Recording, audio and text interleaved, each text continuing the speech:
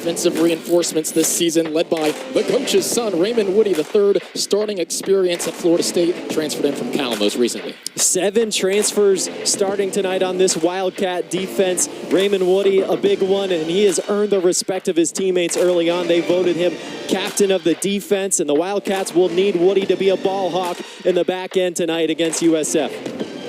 Hot and humid conditions here in Tampa, the high 80s, just another August day in Florida. The good thing, no chance of storms, it looks like, at least in the moment, to the forecast. Should be a nice night for football here in South Florida. USF will receive the kick to start things off. Byron Brown ready. Another year guiding the Bulls offensively. This USF program coming off a 7-win campaign, all sorts of expectations, both in the American and nationally. All starts here today.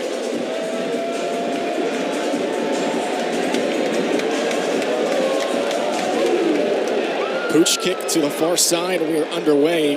Nearly bounced out of bounds. Taken. Stepping out of bounds right away. Byron Brown led the way last year for the USF offense. 4 300-yard passing games. He surpassed Quinton Flowers' single-season yardage record.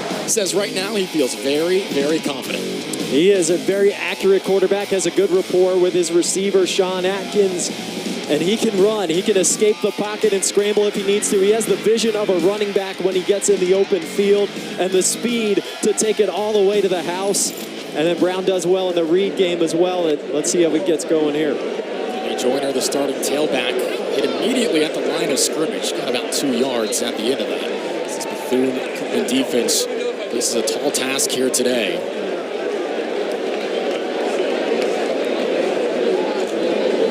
Brown, the unquestioned leader of this offense, setting into his second year as a starter, rolls out, slides near that first down mark. Going to be 3rd and short here for the Bulls. And you can see the tempo for South Florida. They want to go as quick as possible. Ran the most plays per game in the country last year. 5 wide on 3rd down, designed run. Brown spinning forward. You're right at the line. Looks like he's going to be short there, and that's big for Bethune-Cookman. If you can slow down this South Florida offense early, can't let them get any momentum going, because if they do, you're in trouble. No hesitation, though, from Alex Golish in this offense. On their own 30. Good opportunity for the Bethune-Cookman defense here. Golish likes to be very aggressive on 4th down. If it's 4th and 1, 4th and 2, he might go for it. Motion Singletary. Scrimmage. All sorts of fired up as they head to their sideline. Well, that's huge for the Wildcats to force a 3 and out against a dangerous and explosive offense. You want to prevent them from getting that first down and really putting the foot on the gas with the tempo, and Bethune-Cookman did just that. Looks like a 3 and out here for South Florida. Their first offensive possession of 2024. Talking with the coaching staff, we didn't get any indication they would use the legs of Byron Brown less this year. Obviously a dynamic season on the ground. He led the team in rushing. You see right there the designed run on 3rd and medium. And Golish says that's what makes Brown special, that dynamic ability to break the pocket and run. He wants him to use his legs whenever he needs to, and they're going to lean on it. But Bethune-Cookman did a great job of containing him on that drive. Alex Golish on the sideline, 2nd season guiding the Bulls. This will take a bounce at the 30. Fielded 10 yards behind, not much on the return, only a yard or 2 as USF was all over that.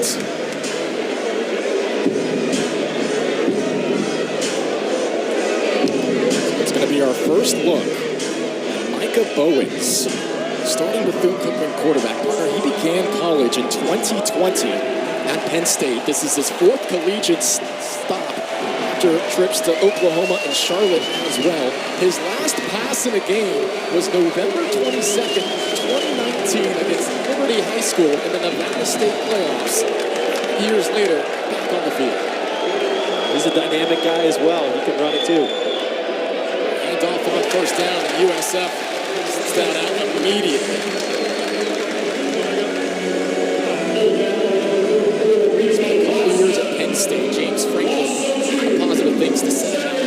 This time, it was very complimentary. Never was able to take the field. 2 years in Oklahoma, same story. Did have one game at Charlotte most recently. It was not a factor there either. Hoping this is the stop where it all starts to happen. Nothing doing here on the designed run. Good pressure from the edge. It's going to be third down here quickly. That's the carry is Hawthorne. They call him Hawk. Transfer from Florida Atlantic coming in this year for USF, has instantly become a leader on the defensive line for the Bulls, and they love his ability to play outside, play inside at nose tackle, very versatile. And he's going to be important for South Florida this season. 18 tackles, 7 tackles for loss last year at FAU. It's 3rd and 14 for the Wildcats.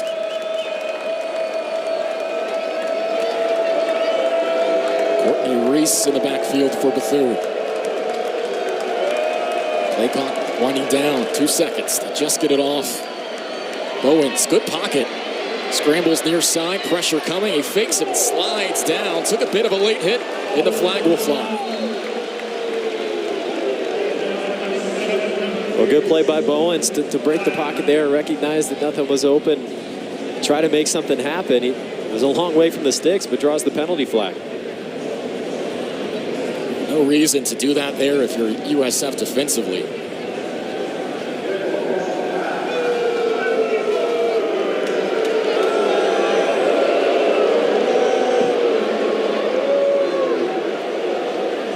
Didn't catch. We said that was on. Take another look here. I believe it's going to be Jalen Schuler coming in, the linebacker, with the hit. Personal foul, 15-yarder, and automatic first down. Looks like he might miss the top of him there. It didn't look great full speed. Bowens slid under it. That's always a dangerous thing for a defender. You're coming in and looking to lay a hit on somebody, and all of a sudden he's sliding under you. There's not much you can do about it. So a break there for Bethune-Cookman. We'll take another look at this here, partner.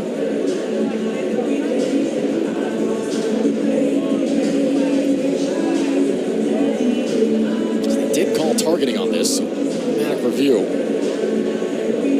A personal foul with targeting. So when you're looking at targeting, you got to see, the first question you got to ask is he a defenseless player? And a guy that's sliding is considered a defenseless player. It looks like it's going to be a quick review. And then is there contact to the head or neck area? I don't think so. Well, they can't reverse the call, but they prefer that.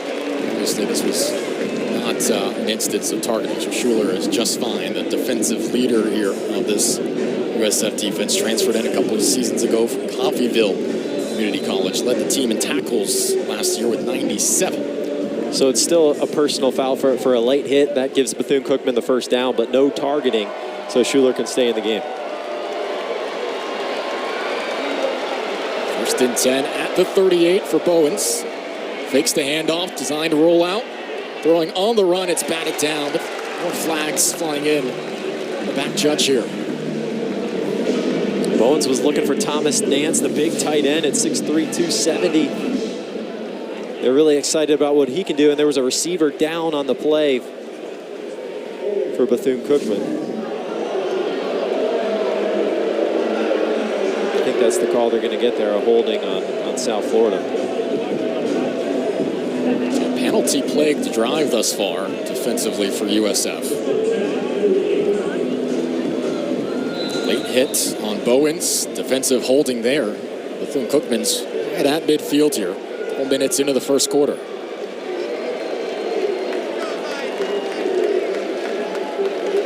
Bowens out of the gun. Bethune keeps it on the ground. Nearly bouncing off the tackle there. Mac Harris able to wrap up enough. Courtney Reese, the transfer at a UNLV. They're going to rotate a few backs here. JoJo Bazile, we'll expect to see him as well for Bethune-Cookman. It's a Wildcat offense that lost its top 3 rushers after last season. Also 7 of their top 8 wideouts. It's year 2 for the staff, and replacing a lot of weapons offensively. A lot of new guys for Bethune-Cookman. They do have 4 returning starters on the offensive line, so they're building on that. Heavy at the line here, still near midfield. A lot of space to work with for Courtney Reese. About a 3rd and 10. This South Florida defense has been swarming around the line of scrimmage. looking to stop the run. They were 7th in the country last year in tackles for loss. And that's what Todd Orlando, their defensive coordinator, likes to do. He wants to be aggressive, try to create havoc, tackles for loss, sacks, turnovers, bring a lot of pressure. Orlando's defense, the top in forcing turnovers last year. 3rd and 8.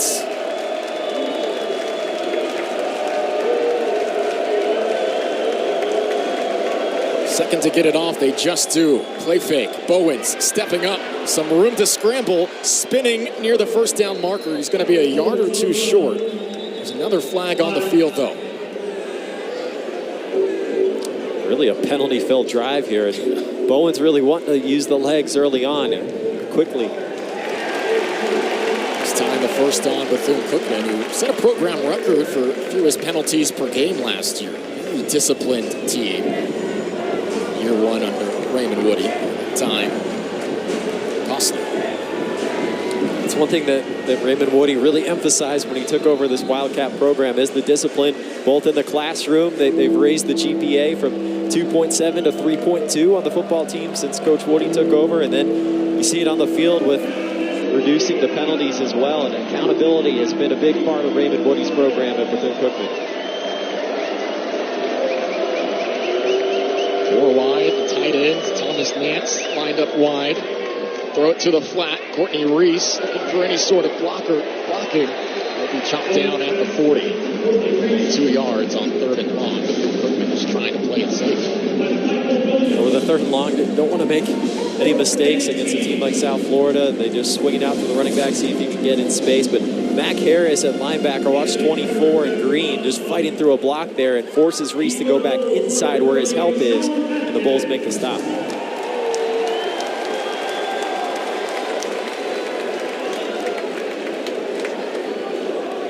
Atkins back to receive for the Bulls.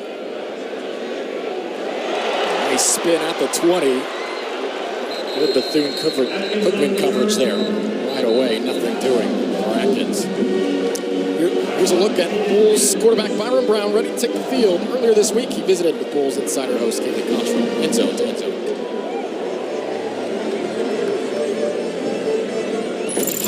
Hi, my name is Kaylee Cottrell, and I am with South Florida quarterback Byron Brown, and we're doing a little end zone to end zone walk today. So, Byron, are you ready? Yeah, let's do it. Awesome. As we start off this drive at the 1 yard line, I want to start with the fact that the team dominated in the Boca Raton Bowl. How are you using that same focus and determination heading into this year? We're just taking it day by day, and we're not really too focused on the past. We're just focused on the inner circle and what we got building here. You are such a well-rounded, dual-threat quarterback. You can make plays from all over the field. What are you looking to add to your game this season? I'm looking to add to my game just staying in the pocket, finding the check downs and just going through my whole read. I mean, I feel like that was something that I lacked. I escaped the pocket too quickly, but when it's time to go, I will go. So.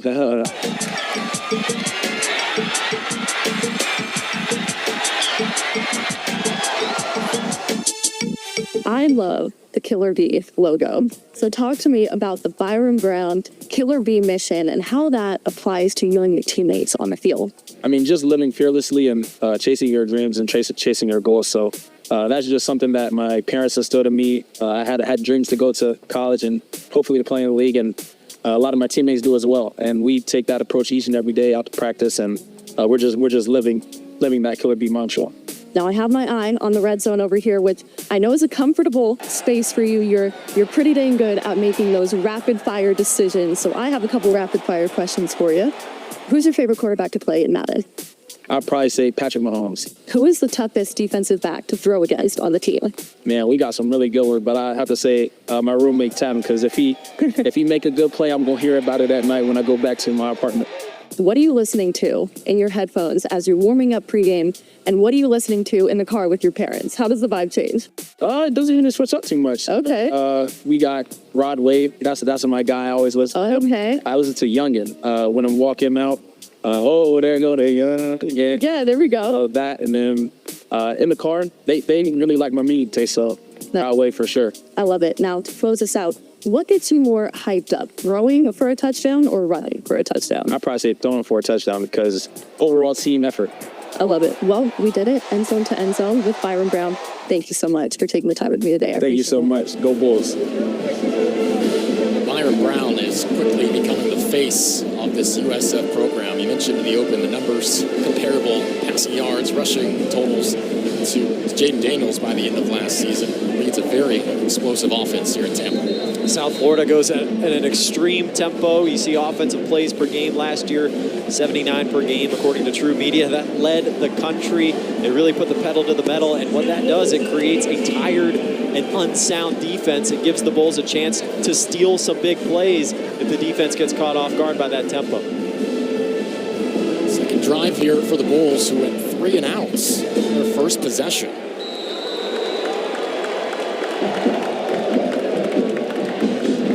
One right to the left of Brown here to start off this possession. Atkins, the motion man. Counter to rights, and he bounces off his own man, it looks like, out across the 20-yard line. It was interesting, when talking with Alex Golish, it didn't necessarily feel as if leading the country in plays per game was a targeted goal. It's just the way it ended up by the end of last year. He doesn't care if he wants to lead the country in points scored, points per game. Out wide, Atkins, his first reception. It's a first down for the Bulls. You got to get 38 involved. Sean Atkins broke the school record last year for receptions and receiving yards in a game. The former walk-on, the heart and soul of this team. First 1,000-yard receiver in program history. Some movement along the offensive line there. Looked like left guard Cole Best jumped early for USF.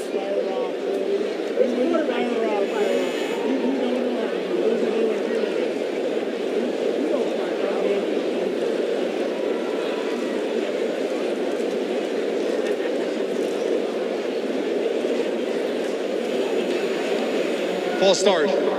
Offense, number 72. 5-yard penalty. Replay, first down. Dallin Best, like you said, partner. Yes, 72. They're on the left side of the O-line. Just jumped a little bit too early, got a little bit too excited, and he played 3 different spots on the interior for USF last year, getting a chance to start at left guard this year. They've got a lot of depth in those 3 interior positions they're excited about. James Jones, by the way, our referee tonight. We're getting to know him very well here in the early going. Yeah, we're seeing him too much. Becoming good friends right now. Tight end in motion, play fake. Brown stepping up. Atkins off his hands. Uncharacteristic drop there. It would have been a gain of at least 15 there. I think Byron Brown would tell you he could have made a better throw as well. A little bit behind Atkins. If Brown puts that in front of Atkins, he may still be running. He probably takes that to the house with his speed. You could say he probably should still make that catch, but if Brown puts it in a better spot, he gives his receiver a better chance. 2nd and 15 after the false start and incompletion. Weston Wolf, the tight end, in motion. Brown slings it near side. Atkins, another grab across the 30. Atkins gets an extra 5 yards, next to 35 to set up a very manageable 3rd down here. USF getting Atkins involved quickly to the line. 3rd down and 4. Brown whips it far side. One-on-one coverage here. Good tackle in the open field, extending to what looks like the first down is the Purdue transfer Abdur Rahman Yassin. Well, good read by Brown, recognizing he's got some off-man coverage on the outside one-on-one and takes that quick hitch for the first down. This fast tempo continues. Play fake. Brown again to the far side. A pair of grabs in quick succession for Yassin. Working their deep choice concept to Yassin out there. He sees that the defender's playing off, just snaps off that route, comes back to the QB and gets a nice gain. 4th consecutive play here, this time on the counter. Wright scoots forward for a couple more yards. Abdur Rahman Yassin, first year in the program from Purdue. Alex Golish said, 1 meeting with this guy in West Lafayette, and I said, that's our guy. We've got to have him. Now, looking forward to a healthy season. They think he could be a big factor. Keeping it on the ground on 3rd down, looking for some push from the O-line. That's another fresh set of downs for USF. Alex Golish's offense is receiver-driven. You have to have smart receivers that can read defenses and make decisions, and that's what stood out to him about Yassin and made him want to bring him to South Florida. Brown off the play fake. Again, it's his favorite target right now. Yassin spinning forward close to first down yardage.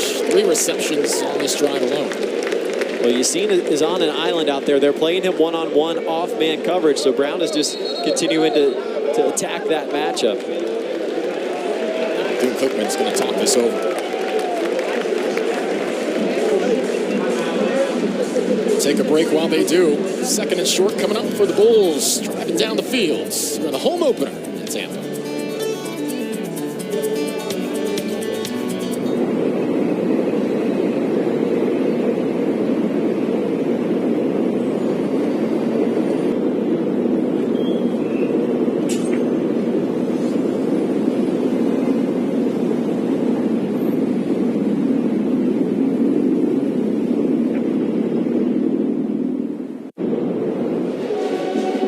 Woody Jr., the defensive coordinator here in 2016 during USF's 11-2 season. When he started his coaching career, the youngest coach in Florida high school football at the time, the age of 23 when he was at Bayshore High School.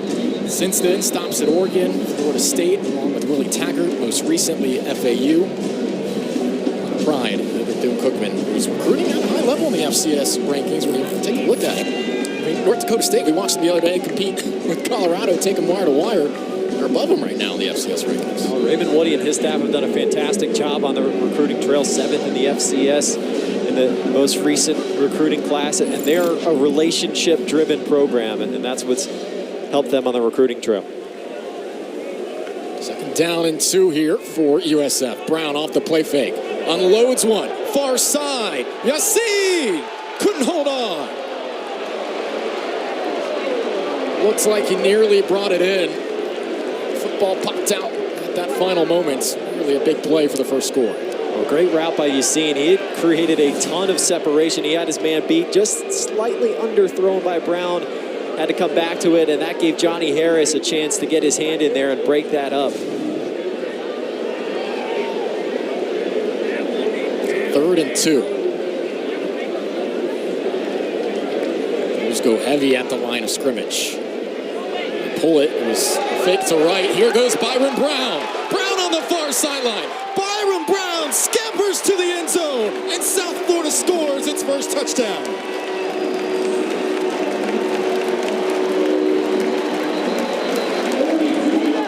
Who else?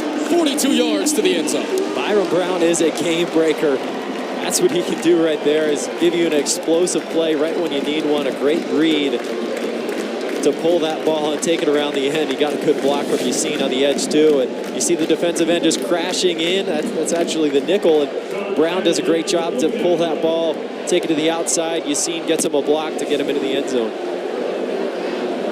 John Cannon out for the PAT. It's 52 of 52 last season. No problems there. John Cannon.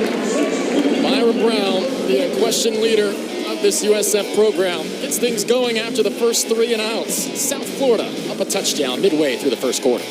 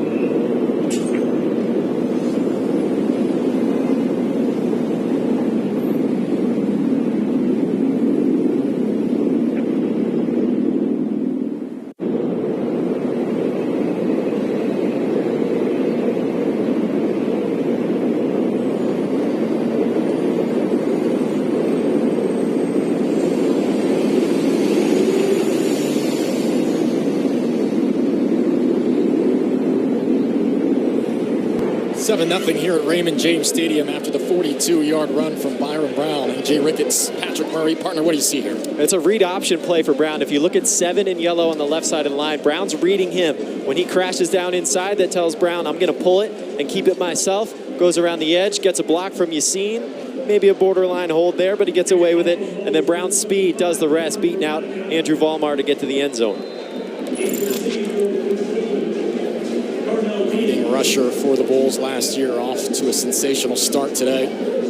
That was more of what we were expecting on that first drive. 3 and out, though.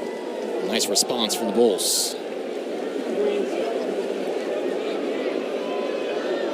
Nico Gramatica to kick off for USF as he boots this into the end zone. A Gramatica kicking in Tampa Bay. All is back normal and right in the world. That's much more on that what it's later. about.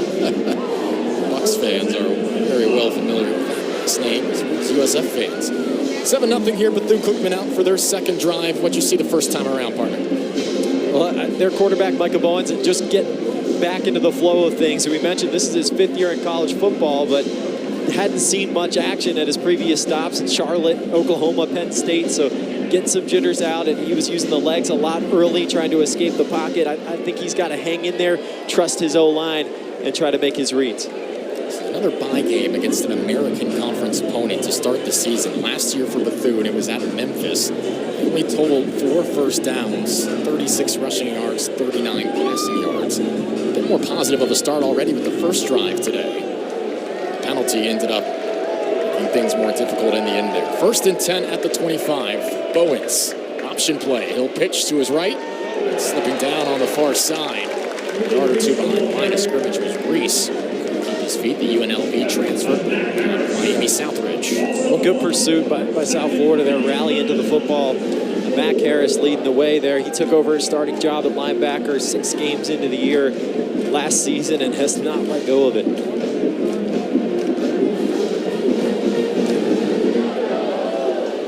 3 wide to the near side here on 2nd and 11 for Bethune. Who's changing up their defensive coverage late here. On the counter, Reese trying to find any sort of yardage. Times forward, a gain of 4 on the play. Still going to be a 3rd and long here. It's been tough for Bethune-Cookman to run the ball against a really active South Florida front. Give a little replay for Bowens. Reese gets to the edge, but Schuler does a good job there of turning it back inside, and then the Bulls rally to the ball. 233 yards and 4 touchdowns at UNLV last year for Courtney Reese. 3rd and 7.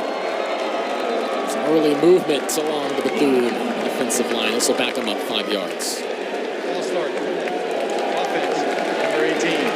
5-yard penalty, 3rd down. That was on Thomas Nance, the tight end, and he'll take a quick trip over to the sideline. And that really hurts for Bethune-Cookman. We saw a penalty on the last drive. They kind of stalled him out a little bit. When you're already in 3rd and long, and you make it even more difficult now. Got to stay disciplined in those situations.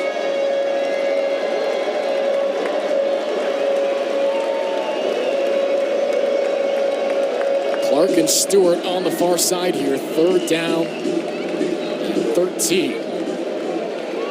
Cats went with a check down into the flat on their last 3rd and long. Play fake. Bowens. Decent pocket there. Dangerous pass. It's intercepted. Jalen Schuler looking for the end zone. Got within the 5. Big defensive play for the Bulls, and it's their first turnover forced of the season. Jalen Schuler looking a little banged up. He's in pain, grabbing that right leg on the ground. And he made a fantastic play to get that pick.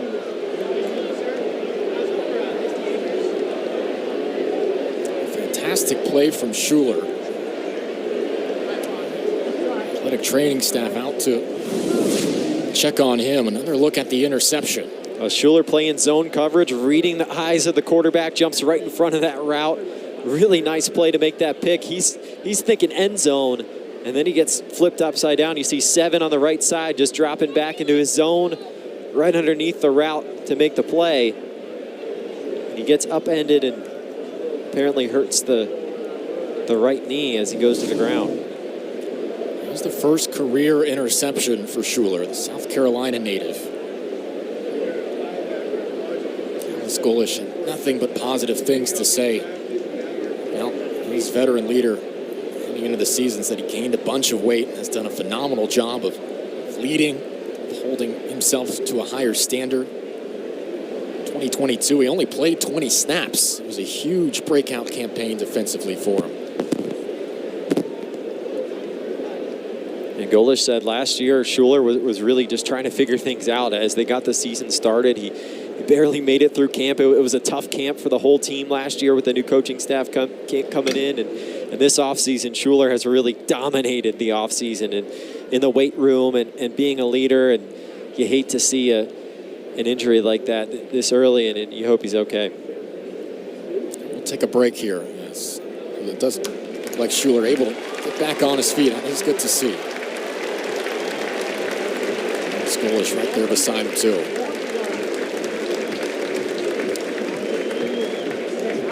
Yeah, great to see Schuler be able to get up and walk off on his own power. A smile there.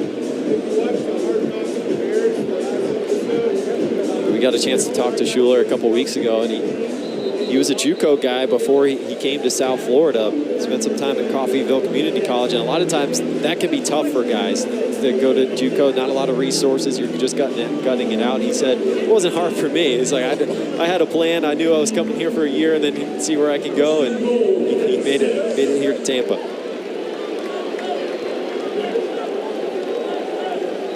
Schuler looks to be in decent spirits as he walks to the sideline. Hopefully we will see him throughout the course of the game. On first down, Brown hands off, staying on his feet. Good job getting a couple extra yards there. It's Kelly Joyner. Well, Schuler certainly set his offense up in great field position. Joyner again going right back to him. Trying to follow that offensive line. Another yard or so. Down, come up. Well, this was a key for South Florida. They got to be better than they were last season in the red zone. Got to put it in the end zone here. They give it to Joyner again. They do. Joyner charging forward. Close to the goal line. It's a touchdown, USF. Late signal. Side judge came in. Joyner scores, and it's 13-0. Well, the Bulls just kept pounding. They stuck with the tempo. Kept getting right back to the line. Handed to Joyner. Let that O-line get a push up front. And those big fellas did just enough. Mike Lofton with a nice block. And Schuler forces his way into the end zone. Talk about a player who's fought through adversity. Henry Joyner's had a broken leg, broken left foot, turf toe most recently last year. The staff just kept saying if he can be healthy for a year, he can really contribute in the backfield and be a part of things. 5th career rushing touchdown there for Joyner. If you look at Joyner's film from the previous years, he's got some juice. He can move when he's healthy. He's going to be an exciting player.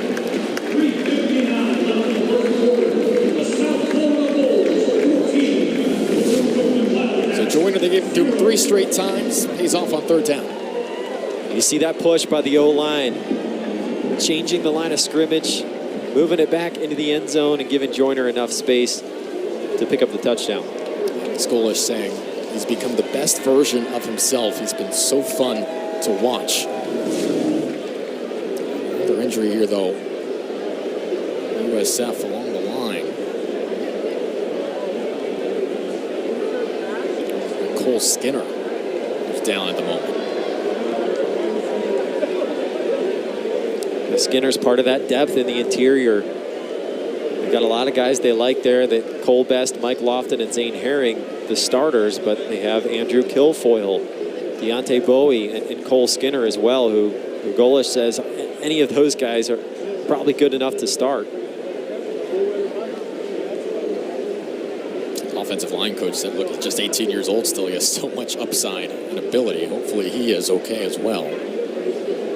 We're talking about Joyner and his possible contributions moving forward as Skinner back up on his feet quickly and walk back over to the sideline. This is a talented running back room for USF between Naquan Wright, Joyner, and Teron Keith is looking to contribute. He was a late addition out of the portal from Western Kentucky. They do lose Kaywan Powell for a good portion of this year, but between Wright, Joyner, and Keith, that's a very formidable backfield to work with. Yeah, a lot of depth there at running back, and we just mentioned the depth in the interior of the O-line. They've shored up the depth at receiver, and this is a veteran group on offense for South Florida. They have 10 senior starters on offense, and the only one that's not is the quarterback, Byron Brown.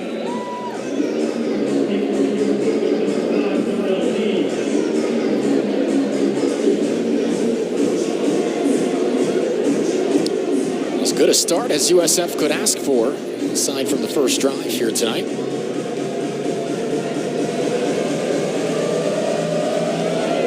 Sends it away, a touchback on his last kick that's much shorter, taken at the 6. And some open space here out to the 30-yard line. Good return there from Darnell Dees, who does have 4 kickoff returns for a touchdown in his Bethune career. He's dangerous. 2 in 21 and a pair in 22 as well. There is a late flag on the field. Kicking team during the return, number 40. Be half the distance to the goal. First down. That'll negate the return, though. Hold on, Darian Davis.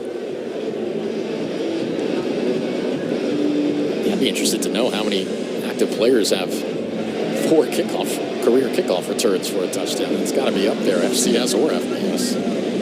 Yeah, those are some Devin Hester type numbers there. I don't know if we can match those. Hester was a problem. He was in Miami.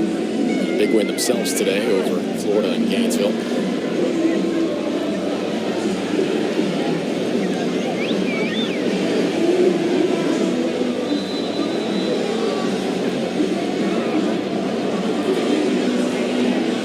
Less than 4 minutes to play here, first quarter.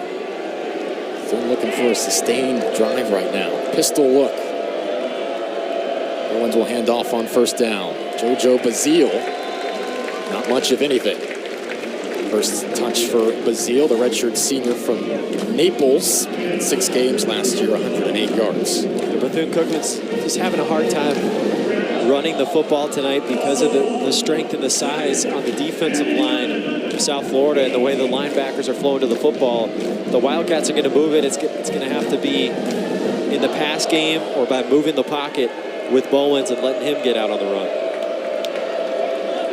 Play fake here, looking for one-on-one coverage on the far side. Throw a little bit behind Amari Stewart. Set up 3rd and 11. Amari Stewart, Miami Gardens native, Norland High School. A good coverage by South Florida. And Bowens tried to back shoulder that one there, but the timing just wasn't quite right.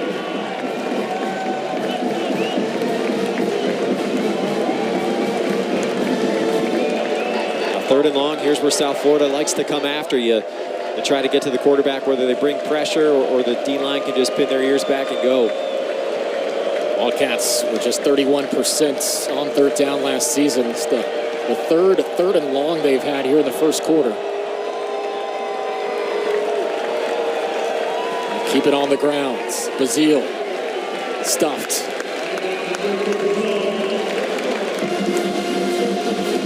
First and second down are going to be important for Bethune-Cookman moving forward. You can't get into those 3rd and long situations. You see they're playing it conservative when they get to 3rd and long because they don't want to make a big mistake and let South Florida blow this game open.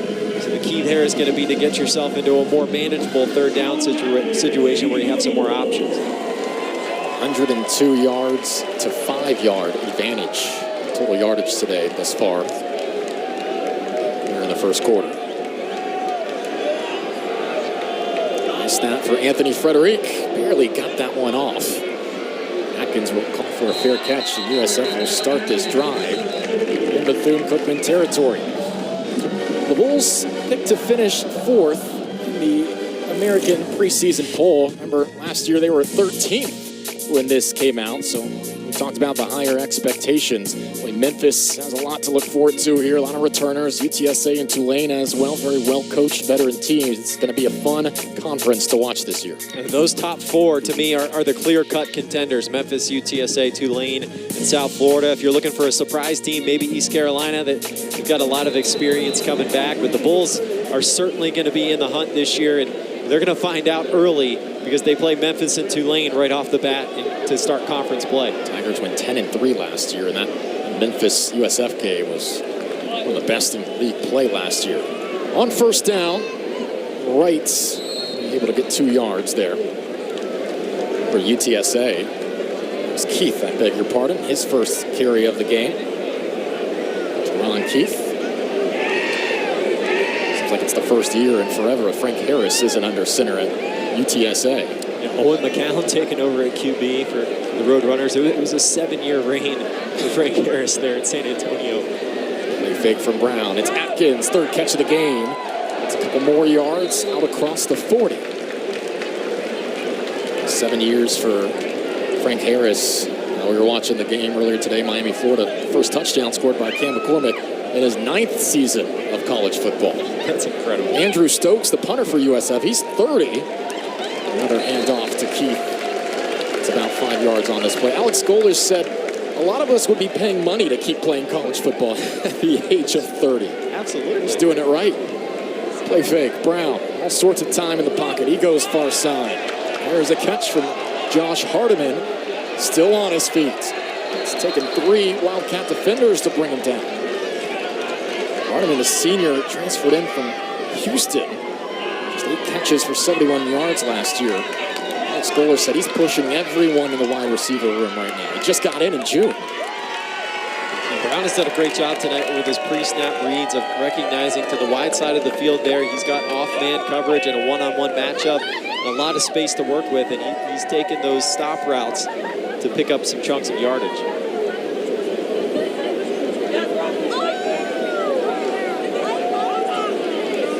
For what feels like the first time tonight, USF not in a hurry to get the snap off.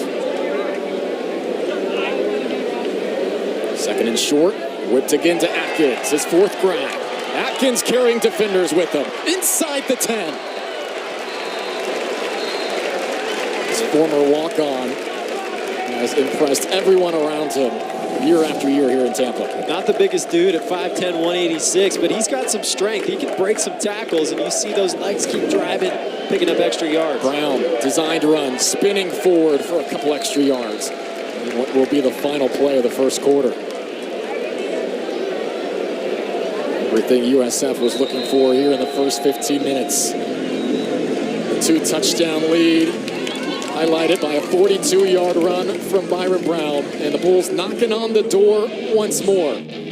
First quarter of play complete in Tampa. USF 14, Bethune-Cookman nothing here on ESPN+. You're watching The American.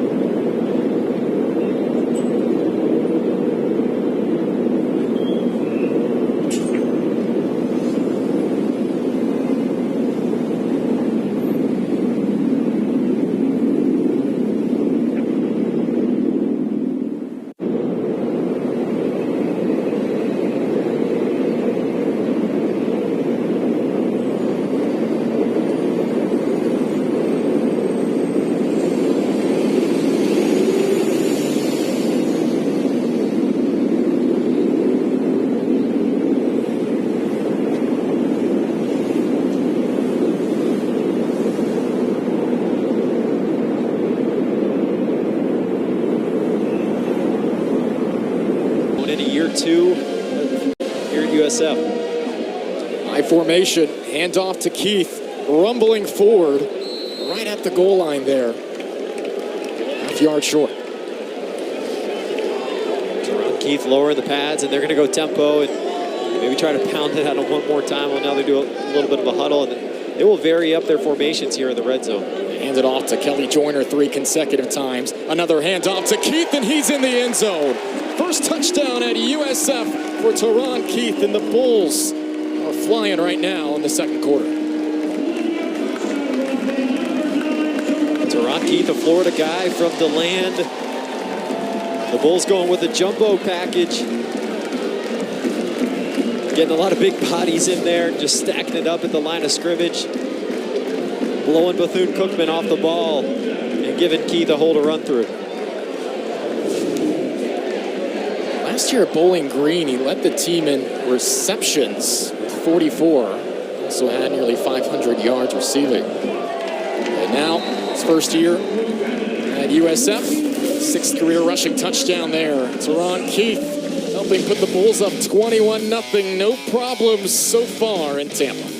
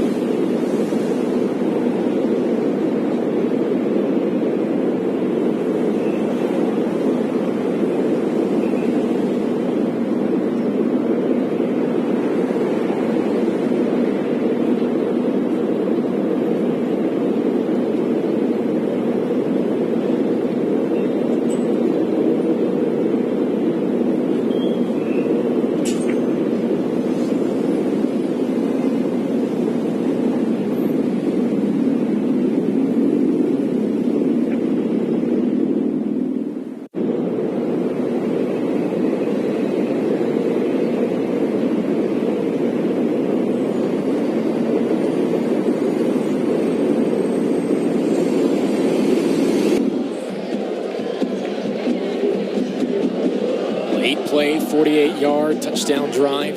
Less than 3 minutes to get in the end zone, capped by the first touchdown here at USF by Teron Keith. Some time in Western Kentucky and Bowling Green before making his way here to USF. And he originally committed to USF, but after the coaching change a couple of years ago, decided to Bowling Green and full circle things in college football now. The portal is ever present as ever. Eventually wound up here.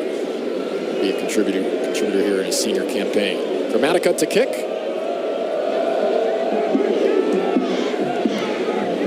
Dees had a 30-yard return last time, called back with a hold. Another good return here, out past the 25. Dees explosive in the kick return game. Boca Bowl, what a night it was for USF.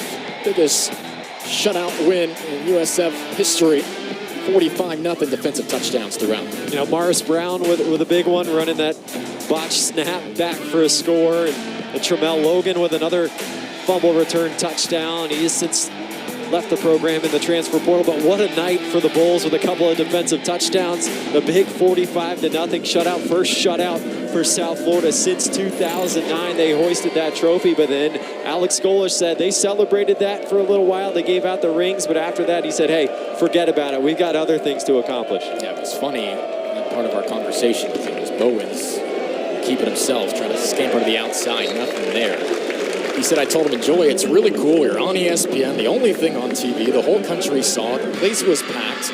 Enjoy it for the next 10 days. He said, when we come back, nobody cares. It doesn't matter anymore. The message was sent very clearly, very quickly, that the ceiling has to be higher than 7 wins. 2nd and 11. Hand off to the left side. A couple yards. Another 3rd and long coming up there.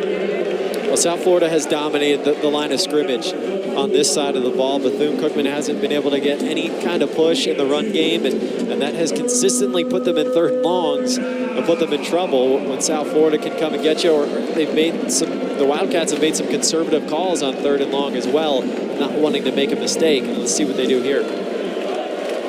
Owens enjoying his first game action since 2019. His first collegiate snaps after spending time in Happy Valley, Norman, and Charlotte. Tough scoreline right now for him early in the game. 3rd and 8. Bowens across the middle and underthrown behind his receiver. Quick 3 and out here for Bethune. Back to the Boca Bowl, and coach's perspective of it. He said the players got their rings. He said, yeah, this is cool, but hey, a conference championship, that's the ring we want. That's something that's never been done here. He kind of tried to summarize it all. He said there's a winning mentality and a losing mentality. So the winning mentality is acknowledging, hey, there's a stretch in the middle of last season. We were awful. We were terrible. He said that's a winning mentality. So losers would say, hey, we won 7 games. Look at what we did. With 6-win improvement. Atkins shedding his first defender to the near side. Nearly get this out to the 45-yard line. 21-0 South Florida, 2 minutes into the second quarter. After this on ESPN+.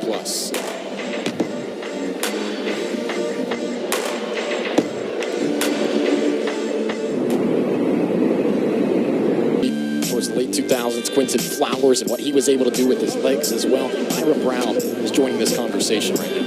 I'd argue that Byron Brown had the best season among those. He broke a ton of records, 12 program records to his name. He's probably going to break a bunch more this season, and he recognized that wasn't good enough. He still had a lot of room to get better, so he went to work this offseason, put on 20 pounds of muscle. He told us that one of his snacks was getting a burrito bowl with double meat. That was a snack for him to put on that 20 pounds of muscle. From Chipotle. I mean, he told us his order in detail. Made me hungry. Brown off his back foot. Good throw to the near side. Comes out though. Atkins unable to hold on. He's 2nd and 10. And Brown worked a lot on the mental side of the game as well, making sure his eyes are in the right place pre-snap, understanding the details of the offense, the why behind the plays they're running. Hand off to Naquan Wright. Get 4 yards on 2nd down. Yeah, he said his go-to offseason meal to gain weight. Chipotle bowl, rice, double chicken, beans, guac, and whatever that green salsa is. And that wasn't just a meal, it was a snack. That was a snack. Brown, stay on his feet. Bethune wrapping up. Good defensive stand there on 3rd down. We're talking with defensive coordinator Robert Wimberly. He knew it was a tall task. He said the biggest thing heading into this game, we've got to stay in front and be aligned, not have our guys thinking too much. It's a USF offense, even for doing all the right things, can be tough to keep in check. Yeah, they're tough. And give credit to Jeremy Greaves right there. Just relentless effort to take Brown to the ground. Bethune-Cookman has been trying to prevent the explosive plays, keep things in front, but the Bulls have been able to put drives together and get some short fields as well. The overhand kick does take a USF bounce. Looked like it was going to sail into the end zone. Instead, this will be downed inside the 5. Great punt from Stokes.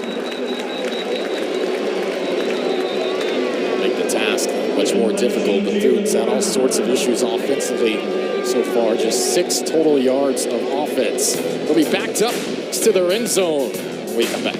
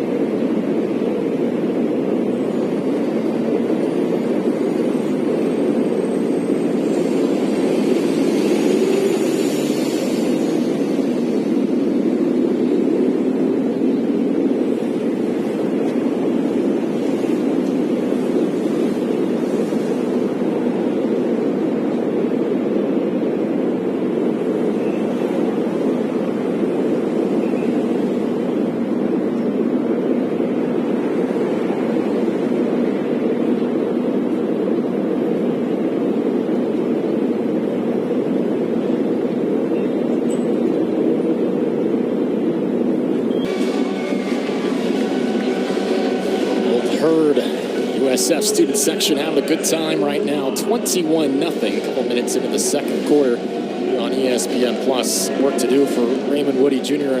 in companies leading his alma mater, where he was an all-conference linebacker. Previously, of course, you referenced about a decade ago. He was assistant coach here as the defensive coordinator for a period of time as well. In his final year, he had a lot of fond memories of his time in Tampa. Said it not far from where he grew up, and he said he loved the people he got to work with here in his time in Tampa. 1st and 10, hand off outside the hashes. Not much going there. On the ground again for JoJo Bazile. South Florida just continues to dominate up front. The linebackers are flowing downhill quickly. They're expecting run, fitting their gaps well, and there's not much room there for the Bethune-Cookman running backs.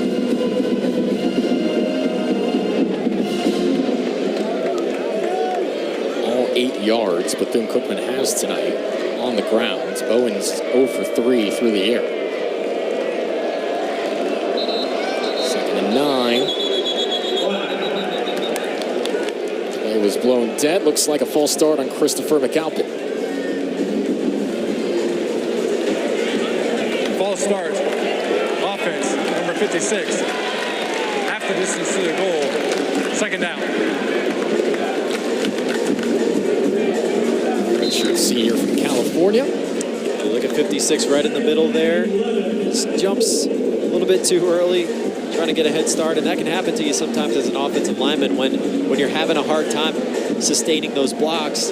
You're anxious to get out there and get started, and you end up jumping early. Got that student section right behind him too, the end zone.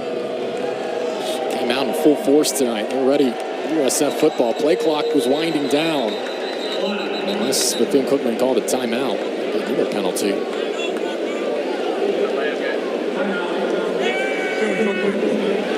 This is their Did get that timeout in just before This will be 30 seconds. Second timeout for Bethune. Yeah, with where the ball is, it's really maybe a yard and a half difference. You get the penalty there. It's half the distance, but they'll take the timeout and talk about it. Bethune-Cookman got a number of transfers out of the portal, including from four programs. We highlighted Raymond Woody III in the Open, who spent some time at Florida State as well. They went to UCF, or two from Arizona, has some experience. There's notable additions this offseason for Bethune. They have to replace plenty of talent too. The biggest transfers that you see there are guys on defense. Real important, 2 on the defensive line with Corbett and Patu, and then Woody as safety. But they've got a couple receivers, a running back in Courtney Reese on the offensive side, and their left tackle, Cameron Vaughn, as well, who transferred in. Lost their leading rusher to graduation, Jimmy Robinson III. Averaged 50 yards per game. Bowens, far sideline, that's incomplete. A decent pocket there. Good coverage on the outside. Marco Augustin. Youngstown State transfer, Marco. South Florida has really beefed up their secondary with transfers, and you see the pocket holds here. Plenty of good protection, but the coverage was too tight. Augustin, Boynton Beach native, 31 starts at Youngstown State. Alex Goller said, we think he's going to be really special. Draped all over his man on the far side. 3rd and 11. It's the 4th third down of 10 yards or more for Bethune-Cookman here in the first half. It's the most difficult of them all, backed up inside their own end zone. And the play clock winding down. Delay game. Offense, number 7. This time, Raymond Woody not sacrificing a timeout. Like he said, just a yard or two without farther, backed up, but still not what Raymond Woody wants to see. Yeah, you got to be a little bit better with the operation and make sure you get the plays in quickly and get to the line ready to snap it. But the timeout's probably more valuable than the yard and a half that you lose. Bulls hoping to create maybe another turnover. Schuler had the interception in the first quarter.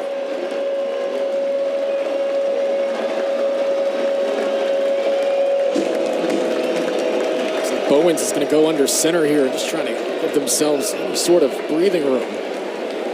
Might have got half a yard to make things a tad easier for Anthony Federic to punt it away.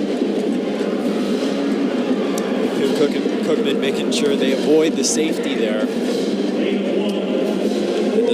you're South Florida, you got two choices here. Set up the return for Atkins to have a chance to run one back to the house, or bring everybody at the punter and come and try and block this one, because he's got a little bit of a shorter distance than he typically does between himself and the line of scrimmage. Atkins had a nice return on his last attempt. His longest punt return last season was 12 yards. He averaged under 4 yards per return. That's another flag. South Florida's lined up like they're coming to block it.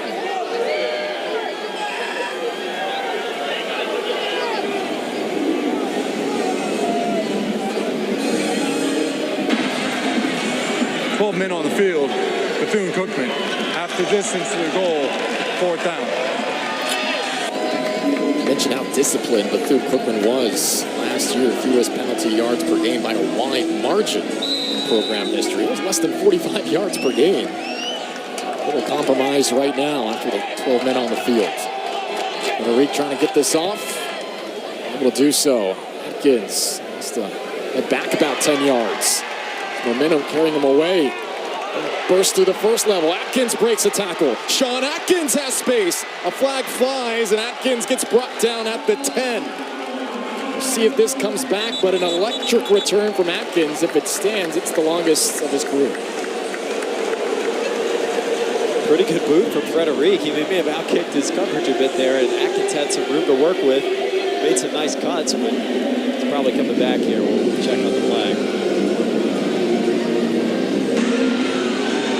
Holding, receiving team, 10-yard penalty from the spot of the foul.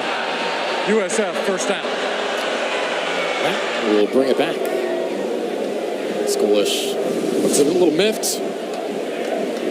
Look at the return. And not the easiest punt to field, but Atkins gets his eyes upfield, sees a lane, and somewhere in there was a hold. It's going to bring it back.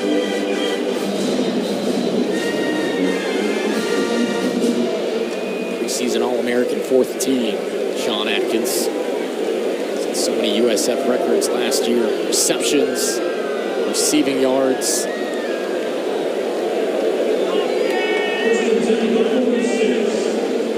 That hold will have the drive start at the 46. Still in Bethune-Cookman territory.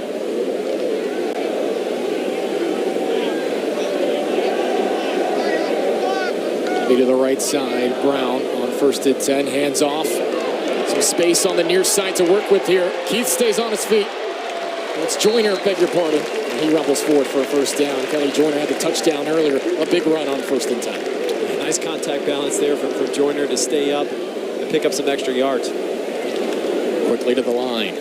Brown a play fake. Single coverage on the far side. Home run shot. Jump ball. Incomplete. Was targeting Josh Hardiman, 6-foot senior. Couldn't haul it in. A nice play by Johnny Harris. He was step for step with Hardiman and was right there to get in his face and disrupt that play. Josh Porter getting some snaps on this possession as well. The freshman out of Fort Meade High School. Brown hands off. Gaping hole up the middle. Joyner. Good yardage again on his 2nd carry of the drive. Huge hole opened up by the left side of that USF offensive line. R.J. Perry, Cole Best paving the way. Joyner get another handoff. Scoots to his right. Joyner towards the goal line.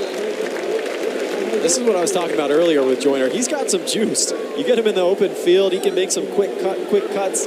Pretty shifty, hard to take down. Had 1 touchdown in 9 games last year. He's looking for his 2nd in the first half.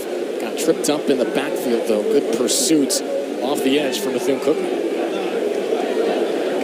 Nice work by the D-line and the Wildcats there getting in the backfield.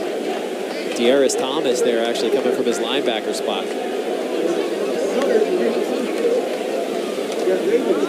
Give it off again. Trying to find any sort of space in this Bethune-Cookman defensive line. A little more stout here inside their own 5. Making things difficult. Joyner looking to get in the end zone again. 8 minutes remain in the half. Here's going quickly.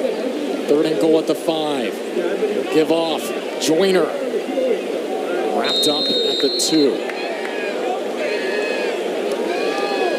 I think they probably go for it here. Alex Golish likes to be aggressive. And he told us yesterday, I don't like throwing the ball down in the tight zone 15 yards and in. I like to run it. We better be able to push some people off the ball. 4th and goal at the 2. Joyner gets the carry. He's brought down. Might have got just half a yard. Bethune-Cookman makes the stand on 4th down. Yeah, give credit to the Wildcats. I mean, they stood tall as South Florida got down into the red zone, and they really shored things up on the line of scrimmage and started to get a pushback into the backfield. Steven Sparrow did some nice work there from his nickel spot. Pardon, they'll stay on the field there. Let's judge the spot.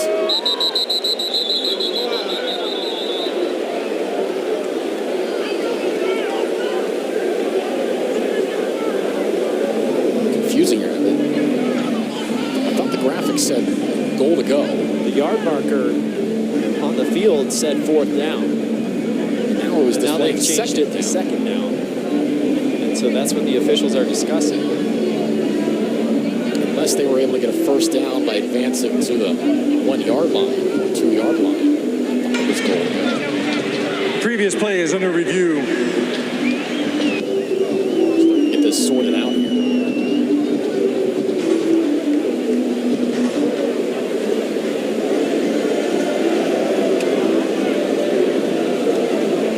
Take another look. It says 4th down on the marker. See a first down marker at the 1 yard line. So this was 4th and goal. And I believe it was 4th and goal. And the yard marker is saying 4th down. I don't see any first down marker. I don't know that USF picked up any yardage on that play anyway. Now, if Joyner only needed a half yard or so in that situation, may have had a case that would be a first down, but I didn't see a separate standard along the sideline there. The stat book is stat software is saying it was 4th and 2 on the 2.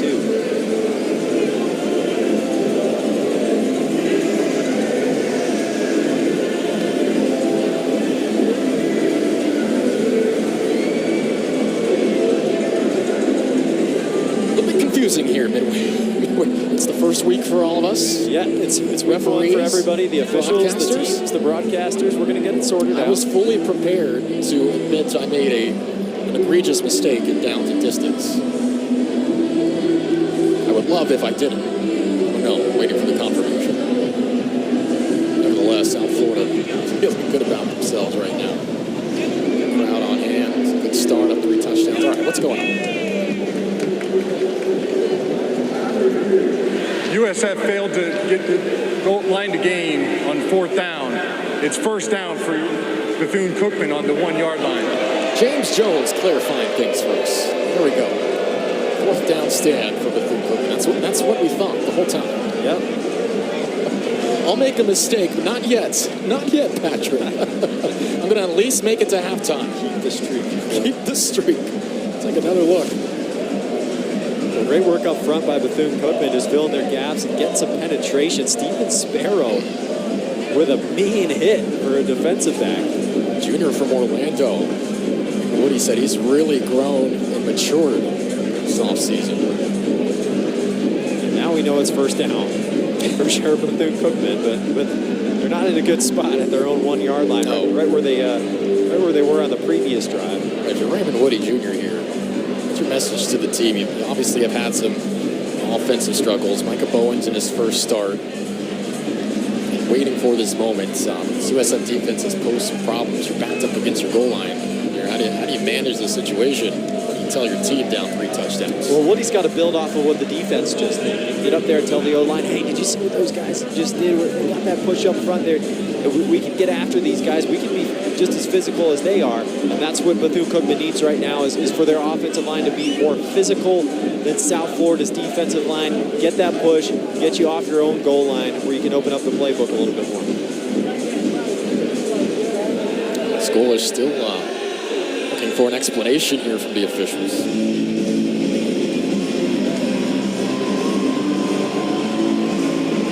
Woody is too, and I think we are too. We thought it was fourth and goal. See those guys right there, the front row with the body paint? What do they call them, Patrick? The beef studs. The beef studs. Were you a beef stud when you were in Tennessee undergrad? Were you painting your body in the front row? I was not. No? but I love it. That's an awesome name. It's fantastic. The Beef Studs supporting the Bulls, having a good time. For how long that paint takes to get off. I'd say that's about 3 showers. Too long. It's going to stay there for a while. Alex Golis still. He's not happy. There's a couple consecutive runs there for Kelly Joyner, or was it not? Yeah, the stat program shows 4 straight runs for Kelly Joyner. Loss of 3, no gain, gain of 3, gain of 1. Gain of 3, gain of 1.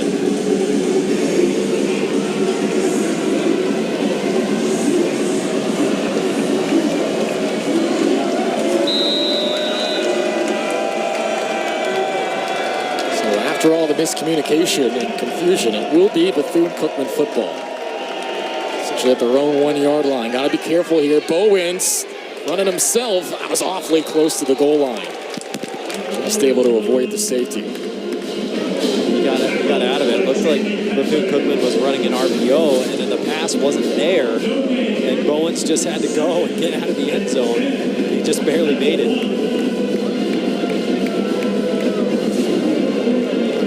Bowens still looking for his first completion. He's 0 for 4.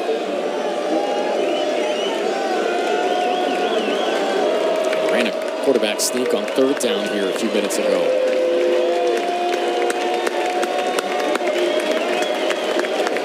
We'll avoid this devolving right now. Play fake. Bowens on the slant, nearly picked off. Ben Knox had it in his hands. Oh, Ben Knox, he is a locker room favorite for the Bulls. He was expected to be a starter last year. Hurt his knee in training camp, missed the season. He's starting this year. A little bit of an overthrown ball, and Knox wants that one back. He almost had himself a pick 6.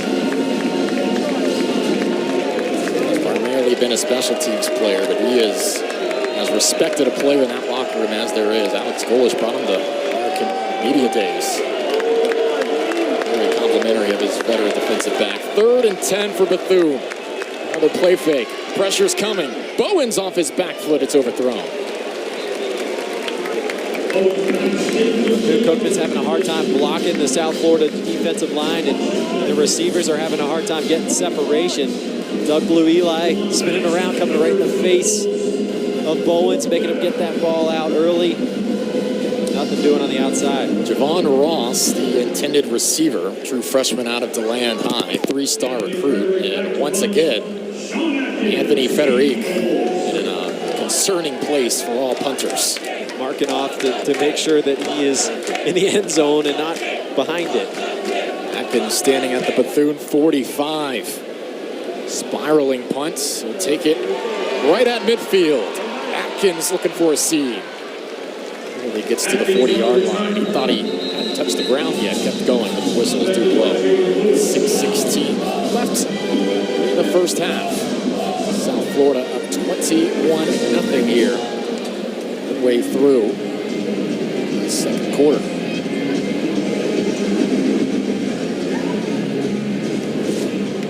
All right, 2024 rule changes. Of course, the big one we've seen through week 0 and early here in week 1, the 2-minute timeout. And don't you dare call it the 2-minute warning. It's a point of emphasis. Yes, it's the 2-minute timeout. It's different. But helmet communication has been a big talking point as well. The quarterbacks will have that ability.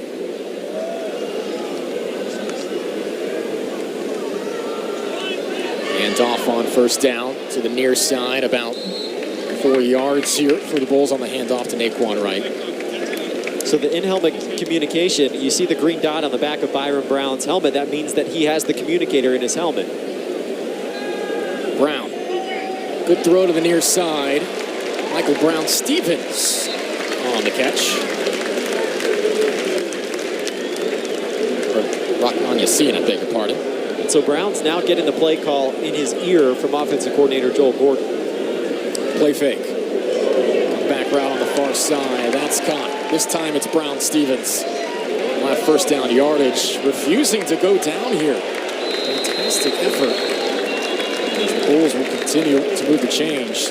changed. Byron Brown was fired up over that effort. Yeah, he loved that. He had to go over there and let Brown Stevens know about it. A very accurate throw, and then he loved the effort. Brown Stevens with 4 guys on top of him, refusing to go down. 1st and 10. Hand off to Wrights. 2 or 3 yards. It was interesting. I was watching the Georgia-Clemson game earlier, and there's obviously the ability to tell your quarterback more than just the play.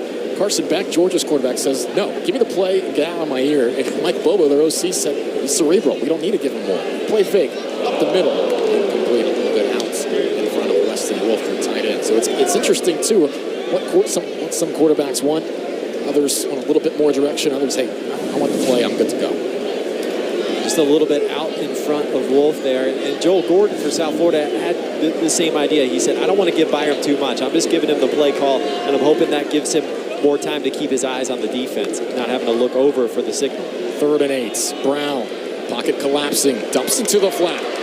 Here's Wright, putting the moves on. Diving forward, Naquan Wright. Right at the goal line, down at the 1. Oh, what an effort from Wright to bounce off a couple of tackles, dive for the goal line, and give the Bulls a chance to go for it here. Hand off to Wright, gets the ball again. It's a touchdown for USF. Keep riding that wave of the offensive line. This time it's Naquan Wright into the end zone. USF having no issues here in the first half. The Bulls are getting their way up front and opening up some holes in the run game, showing a lot of effort with the ball in their hands. We saw it from Brown Stevens and Wright on that drive, and the field position has helped too.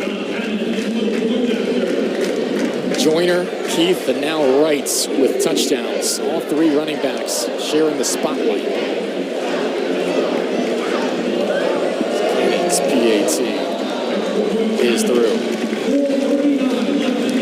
So the grad student from Carroll City making an impact on the final 2 plays of this drive. Naquan Wright had a career year last year for the Bulls. Looking to build on it this year. On a 3rd and long, this is all effort to pick up this first down. And then he earns himself an opportunity to get in the end zone on 1st and goal, powering through that D line to get in the end zone. A feeling, too, if Wright had been stood up on that play, Alan Scolish probably would have gone right back to him. Yeah. And if it was 3rd down, he would have gone right back to him. That's what precedent would have informed us. The Bulls have shown what they want to do in the red zone tonight. They're going to go tempo, they're going to line up, they're going to play smash mouth football down there inside the 10-yard line and run it right at you. Total yardage disparity growing here, 239-9 in favor of South Florida. 7 plays, 40 yards, 96 seconds on that drive.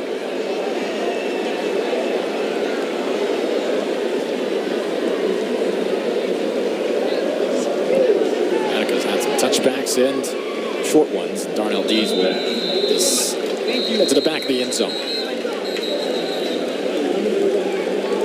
Well, Bethune-Cookman is at least not in the shadow of their own goalpost for this drive. That's a plus. To start this at the 25. We've talked about Micah Bowens a little bit. You know, he was actually ready to call it a career in football. We were talking with his offensive coordinator, Joe Gerbino. He said he was ready to hang up the cleats. His sister's an actress on Days of Our Lives. He said Micah was going to go join her on the West Coast, had a job lined up. I believe it was in insurance. And Joe Gerbino looked at him and said, Micah, you are out of your mind right now. You're a fantastic football player. Your journey's not done yet. Owens heard his coach out, put him to work in the fall. His name is starter today, but he will not take the field to start this drive for the Bulls. Cam Ransom. Ransom on 1st down to the far side. It's a positive play for Ransom. Wasn't sure if it was going to be Bethea, Luke Sprague, or Ransom. Bethune-Cookman played a multitude of quarterbacks last year. They even had Walt Simmons working at QB, and they used him a lot in the run game, and Ransom getting a shot here. 6'3", 220 redshirt junior. And that's the first completion of the game for Bethune-Cookman for 6 yards to the far side. Courtney Reese hauls it in. And the Wildcats really need something in the passing game because they've had a hard time running the football. South Florida's dominated the line of scrimmage, so Ransom gives them the completion there and a chance to get something going through the air. Former 3-star quarterback from McNeese. Ransom trying to generate any sort of momentum here in the waning stages of the first half. He'll fake it to Reese, the lefty, to his tight end, Thomas Nance, who barrels forward for first down yardage. Nance, the former USF tight end, has a reception. And Nance is a big dude, at 6'3", 270. He played a little D-line at Tennessee State before coming down to Bethune-Cookman, and Joe Gerbino, the OC, is pretty happy to have him as a tight end. He's excited about the different ways he can use him. Immediate boost with the new quarterback in. He'll keep it here. Took a big hit, but was willing to get physical there as he was brought down in the midfield. Yeah. Gain of 1 or 2. I like that from Ransom. Lower the shoulder. Let's get physical, get your team fired up. Emmanuel Hickman was right there to meet him, though. Big number 6 coming in. Takes him down.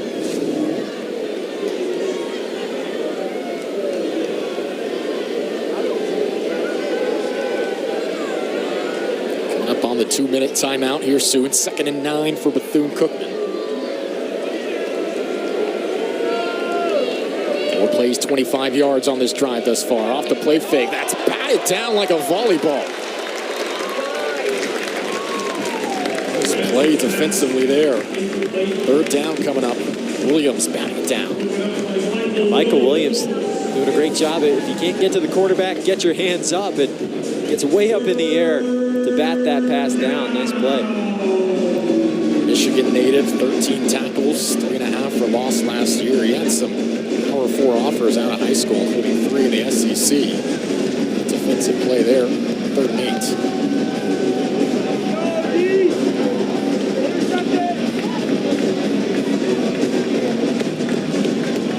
I feel like Bethune-Cookman can get 5 or 6 yards on this, maybe 4 down territory towards the end of the half.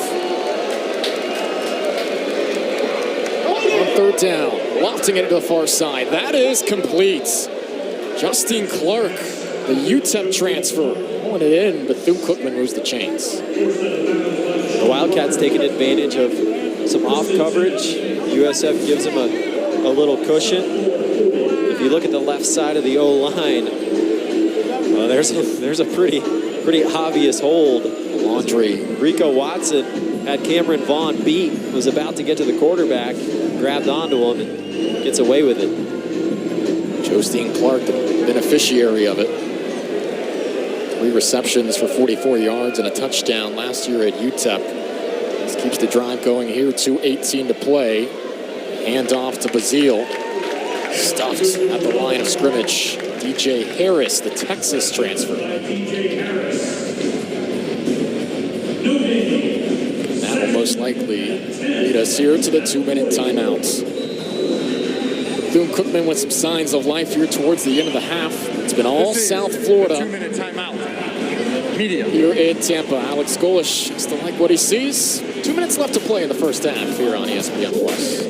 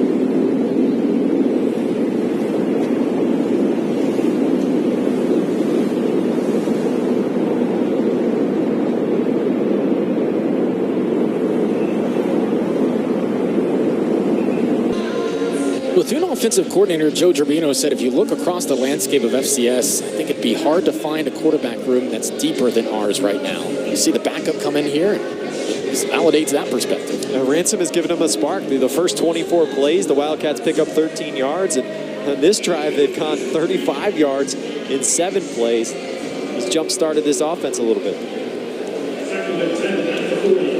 Wildcats looking for points to end the first half.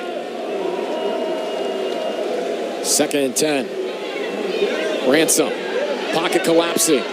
Just trying to get it off before being brought down, able to do so. 3rd and 10 at the 40-yard line. Some mobility there. Well, good coverage by South Florida in the back end. And Ransom was looking to Malik Huggins, who was going deep up the seam, but South Florida had him covered well. You see him looking deep, and then he's like, okay, I got to go. I got to escape the pocket here, and does a good job of throwing it away and not taking the sack.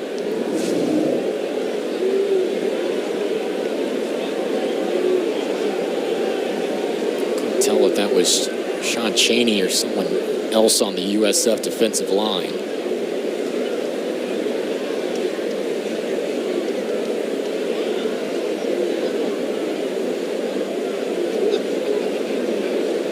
Might be 90 to Carius Hawthorne. Yeah.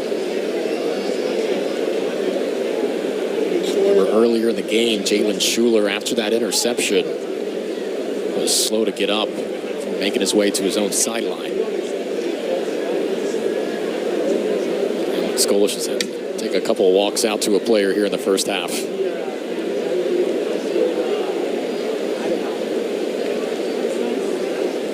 Bethune-Cookman, meanwhile, coming off a 3-win campaign, looking to take a step forward in the SWAC. They were picked to finish 5th in the East Division. Alabama State under Eddie Robinson won 6 of their final 7 last year. A close win against Bethune. Carius Hawthorne looks to be okay, walking towards his own sideline. A bit of a toss-up here in the SWAC. Not sure what to expect this season. There's a lot of transition all across the board, particularly in the East. Last year there was a clear-cut favorite in Florida A&M, and they ended up winning it. Not quite the case this year. A lot of parity in the SWAC, and Bethune-Cookman could be one of those surprise teams that ends up finishing higher than they were picked to. And they've had a tough time tonight, but a lot of new guys on this roster and a lot of talent, and certainly an improved roster from last season for the Wildcats. Looking for consistency at quarterback. Walter Simmons III led the way last year. He's projected to be a whiteout instead this season. 3rd and 10. Ransom, near side. Deep ball, and it's a little bit too strong to handle for Malik Huggins. There is a flag, though, around the 10-yard line. Ransom had Courtney Reese, the running back, open in the flat on the other side, looking to his left. If he had thrown it right away, he's got him open, but instead decides to come back to the opposite side and didn't have time to make an accurate throw because of that pressure. Number 2, 15-yard penalty. It's going to be pass interference on Tavin Ward, the sophomore from Fort Myers. Extending the drive here for Bethune-Cookman at the end of the half. It works out for Ransom at picking up that pass interference penalty on the deep throw. Moves the Wildcats to the 25. Go 3 wide to the near side. Justine Clark in the middle of that. Keeping it on the ground. Ransom scrambling near side. He's brought down in the backfield. Tavin Ward making up for that penalty right away. South Florida has done a great job tonight with their recognizing who the ball carrier is, where they're heading, and just flowing to the football. Look at all those green jerseys converging on the football, and Ward's the guy that comes up and makes the stop. Led the team in pass breakups last year. 2 tackles for loss. There's his first one of the season there.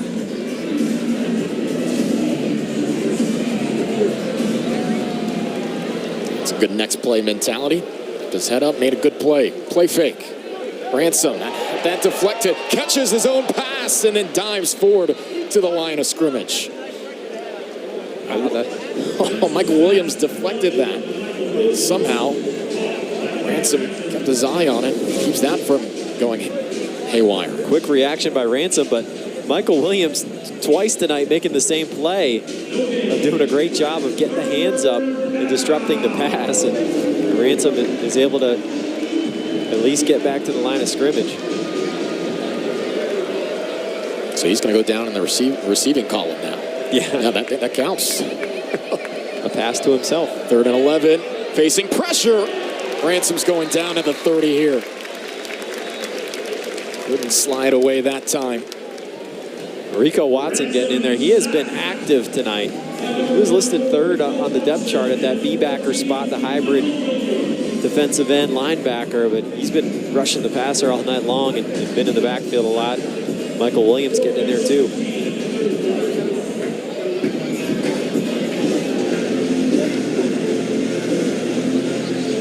So that will end the half with that tackle for loss. Hear the call here of Jones before we go to break.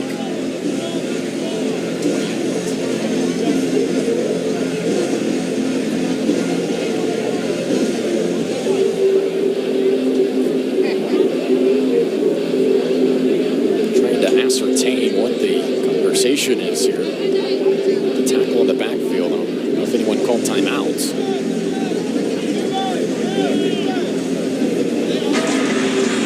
Timeout. Bethune-Cookman. There's This your is answer. their 3rd and final timeout of the half.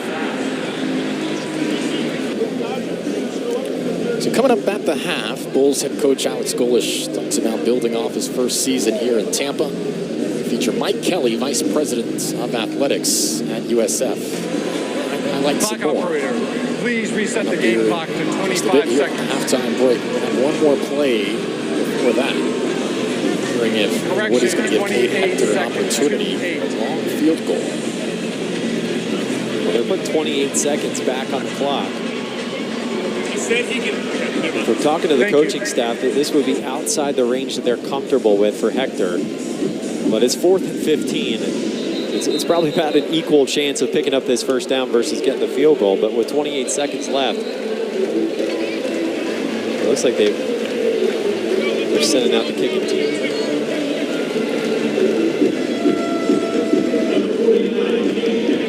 Felt confident for about 35 to 40 yards for Hector, and this will be Matt's 48-yard field goal attempt for Hector. He didn't attempt a field goal the final 3 games of last year. It was 7 for 11. South Florida has a couple timeouts. They'll take one. Timeout.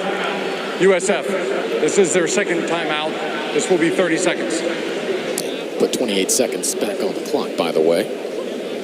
Now, South Florida can't take another timeout. They instituted a rule within the last couple of years that you can't ice the kicker with 2 or 3 straight timeouts, just one.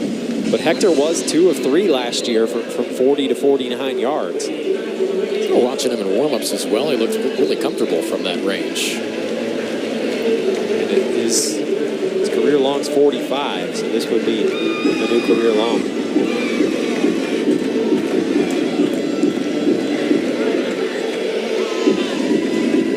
48 yards from the left hash.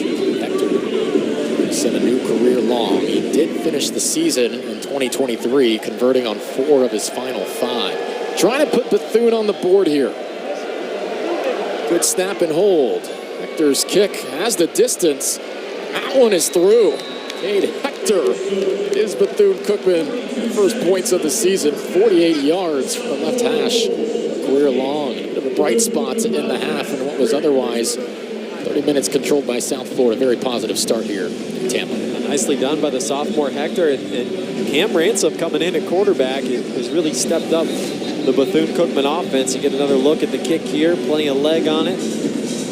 Right down the middle for Hector. And give credit to Ransom for giving Bethune-Cookman something in the passing game to keep South Florida off balance a little bit and not let them just come right after the run and load up the box. Nearly 30 minutes through. Still got the kickoff and finish off the half. 28-3 our score. A.J. Ricketts, Patrick Murray. That capped a 12-play, 44-yard drive. Only 4.5 minutes.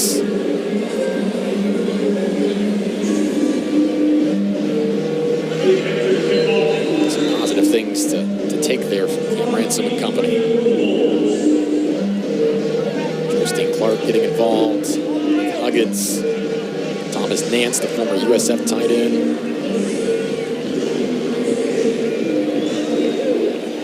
Pooch kick after the field goal to the near side, taken at the 30.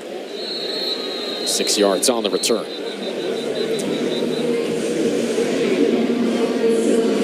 Interesting situation right here. 19 seconds left. You got a timeout. Yeah. Alex Golish loves to be aggressive and go with the offense. I wouldn't be surprised to see him take a shot here and try and score. Why not at this juncture? 19 seconds, one timeout. This will start at the 36. 4 wide for Brown. Looking far side. Come back route for his tight ends. About 6 or 7 yards there. USF will be forced to call a timeout. That was Peyton Singletary's USF. first reception. This is their USF third wants and to get their final tight ends more involved in the 30 seconds. receiving game. They had less than 10% of the receptions last year. Singletary was at Cincinnati last season, known primarily as a run block specialist. Did his job well. Cincinnati was top 5 in the country in rush offense, but it's part of a concerted effort USF has to get their tight ends a little more involved. Thank you. 11 seconds left here.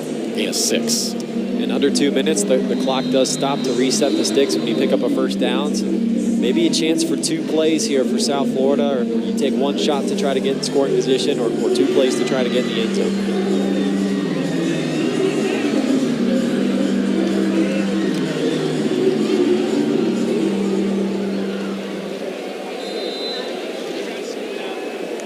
Told you I made him make a mistake before the half. It was Porter on the catch. Brown stepping up. He's got some room to run, but that might take too much time. 5 seconds. And he extended that. 5 to 10 more yards. We might be in Nico Grammatica range now. I said Grammatica would be the one to take longer field goals. They're going to line up quickly. The offense is coming off the field, but nicely done by Brown to escape the pocket. Had a whole lot of room. Picked up as much as he could. They'll mark him at the 35, and they're going to try the field goal. So the reception from Porter, the run from Brown, and now it's going to be John Cannon.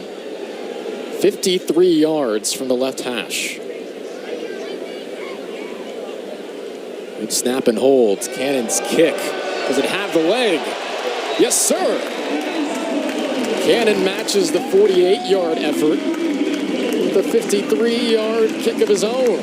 South Florida, that's going to go into the half of 31-3. How about the kickers setting career highs? Yeah. A career high for Cannon at 53.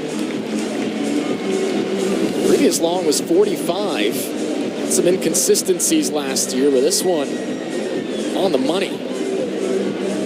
Good snap, good hold, strong leg, and 22 seconds was plenty of time for South Florida and Byron Brown to get 3 more points on the board.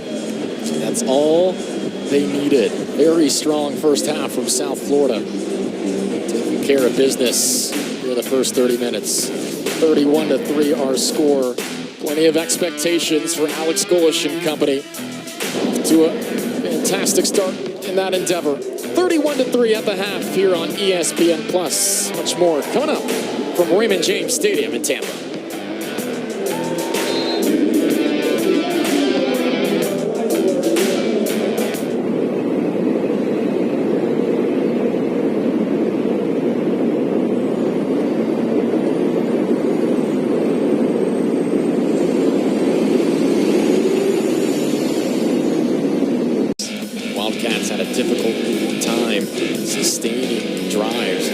Disparity in time of possession as well. Work to do if they want to try to get back in the second half. Everything going according to script for South Florida. Let's see a little boost there towards the end of the first half. Did Bethune-Cookman making the quarterback switch to Cam Ransom, who started his career at Georgia Southern. This kickoff will head into the end zone. Bethune-Cookman will start at the 25. Great to have you with us here in Tampa alongside former Tennessee Volunteer Patrick Murray. I'm A.J. Ricketts. We talked a lot about the offensive exploits. Let's not forget about the USF defense as well. 5 of the 7 Bethune-Cookman drives were 3 and outs, and there was that interception as well. Yeah, those short fields for USF really helped. The defense setting up that offense with the short fields, but with a fantastic play. And Rico Watson has been really active for the Bulls defensively, getting in the Bethune-Cookman backfield often. And the defensive line and the linebackers for the Bulls have really shown up tonight and made some play. Cookman will start at the 25.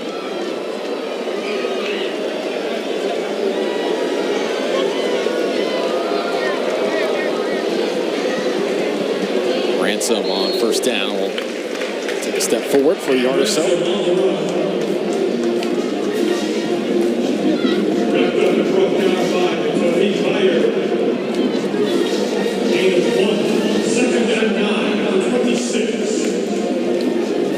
What's got to be the priority focus for Ken Ransom in this offense here in the second half? Just settle in. I mean, don't look at the scoreboard. Just play your process one play at a time and try to get some big plays down the field. You got to protect them up front, though. 2nd and 9, Ransom the pass into the flat, and that's blown up in the backfield. What a hit delivered. Loss of yardage on the play. It's going to be 3rd and long here after the big hit from Deshaun Rucker, the Tennessee transfer. We haven't gotten a chance to talk about him tonight, but look at Rucker flying in, lowering the shoulder.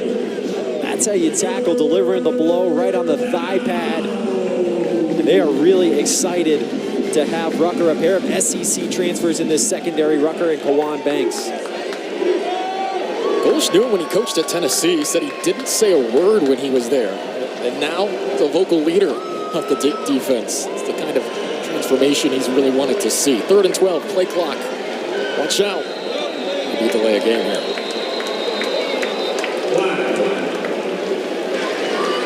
Delay a game. Offense, number 1. 5-yard penalty.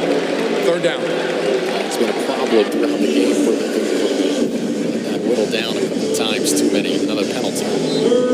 Yes, some operation issues of Bethune-Cookman and making sure they get the play off in time. And they've had a lot of 3rd and longs tonight. That puts you in a tough situation because the defense knows you got to throw and they're coming after the quarterback.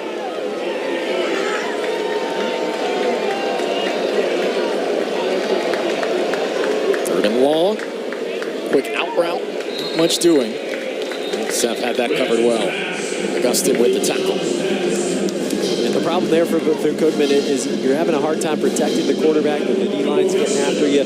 So you feel like you have to get the ball out quickly, and it's hard to pick up those 3rd and longs that way.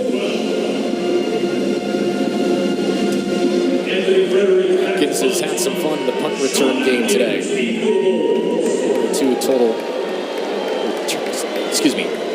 42 receiving yards for Atkins, 60 yards in the punt return. A spiraling kick. Atkins will call for a fair catch just inside 40. We'll welcome you back into Raymond James Stadium. Patrick Murray, AJ Ricketts. Tell you what, so much to look forward to just in the first half of the season for South Florida. Alabama coming up, Southern Miss on the road. Miami's going to come in here expecting a sellout crowd, but off to a pretty good start tonight here against Bethune. And Alex Kolish says, hey, Alabama and Miami, they have to play USF. It's not that we have to play them. He's getting his team in the right mindset, but a good start for the Bulls, especially defensively, setting up the offense with some short fields, and they've done a nice job in the run game, and Byron Brown's been pretty efficient in the passing game, too. Raised some eyebrows when he said that at American Media Days, but I love that. If you're a USF fan, that's exactly the mentality you want your head coach to have. Brown unleashing one on first down, near side, underthrew it a little bit. It's going to be incomplete. Yeah, you got it, AJ, to just underthrown a hair by Brown, because his receiver there, Brown Stevens, certainly got some separation. He had a step on the corner and could have been a touchdown with a little bit more of an accurate throw. Down to the 40 on 2nd down.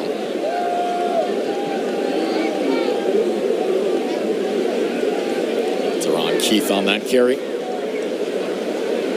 3rd and 8 here in the Bulls' first second half drive.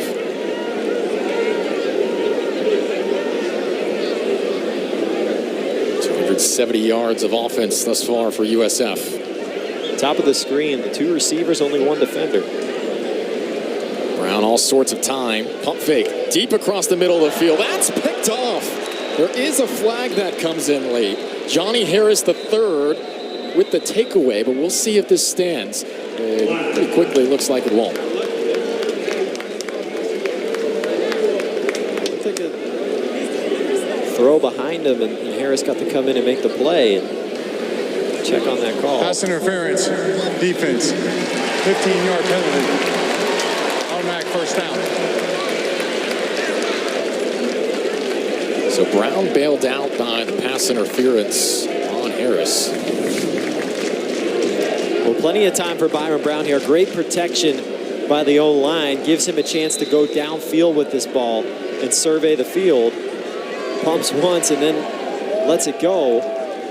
Great job up front. And he gets the pass interference call. So fresh set of downs. Here's Keith. Teron Keith making moves inside the 25, and he spins forward into the red zone. It's been a nice game here on opening weekend for Teron Keith. I think so. Really starting to open up front. Offensive line, get him a little cutback lane, and he finds it to pick up a big gain. Oh, ouch. Someone missed their assignment there. Harris Thomas. Missile into the backfield for the sack. Thomas was their leading tackler a year ago with 97. He's active. Preseason All-SWAC second team. Give it off to Keith again. He's chopped to the ground. Guess who? De'Aaron Thomas again. All over the place. Bethune-Cookman likes the depth that they have at linebacker. They've got Thomas. They got Trey Mejia-Pastor coming in as a transfer from Colorado State. Kevin Washington Jr. transferred in from the JUCO level. I feel like they've got some dudes there at the linebacker spot. Robert Wimberly said Harris Thomas is going to be one of our most valuable guys defensively. 3rd and 17. Barely falling to the ground, and there it is. Another tackle on the line of scrimmage for Bethune-Cookman. Brown couldn't escape there. This drive stalls for the Bulls. A good coverage by Andrew Volmar on the outside made Brown think twice about throwing that football. A little stunt up front. O-line picks it up initially, but good effort there. Ebenezer Dabula from his D-tackle spot, disrupting Brown a little bit, flushing him out of the pocket. Canadian Dabula from Ottawa. Big play, and now for John Cannon. This one dead center, 40 yards. Connected on 53 to end the half. No problem there. John Cannon 2 for 2. His home opener. That's the last 6 points for USF. 34-3, 5 minutes into the third quarter.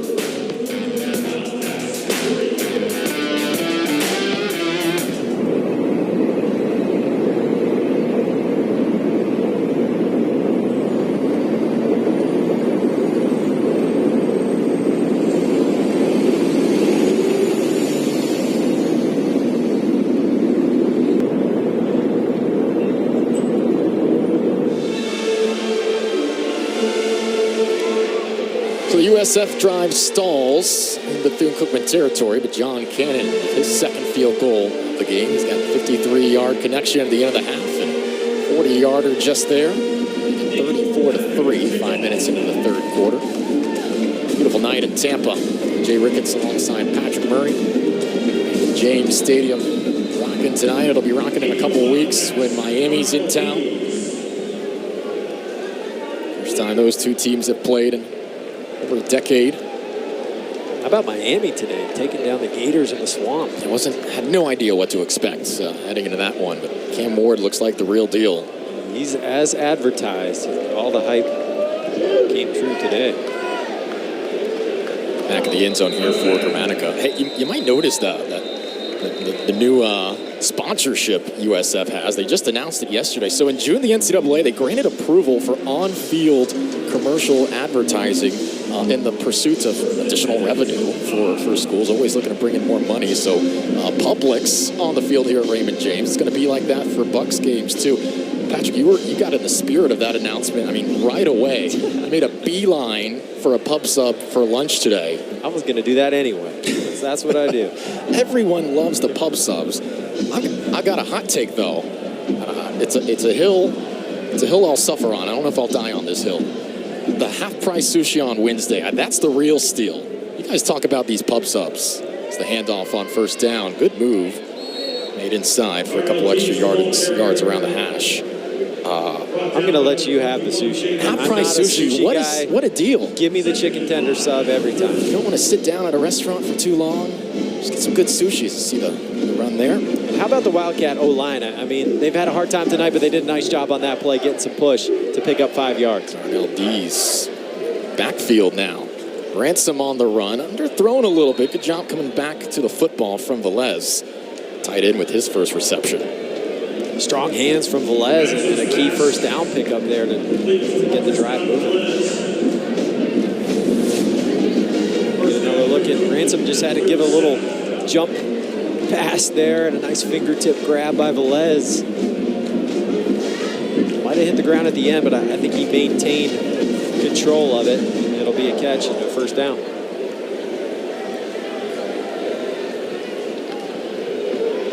First and 10. Ransom. Nowhere to go. Maybe a hold as well as a flag came in the backfield. Well, Jalen Stokes recognized that right away from his safety spot.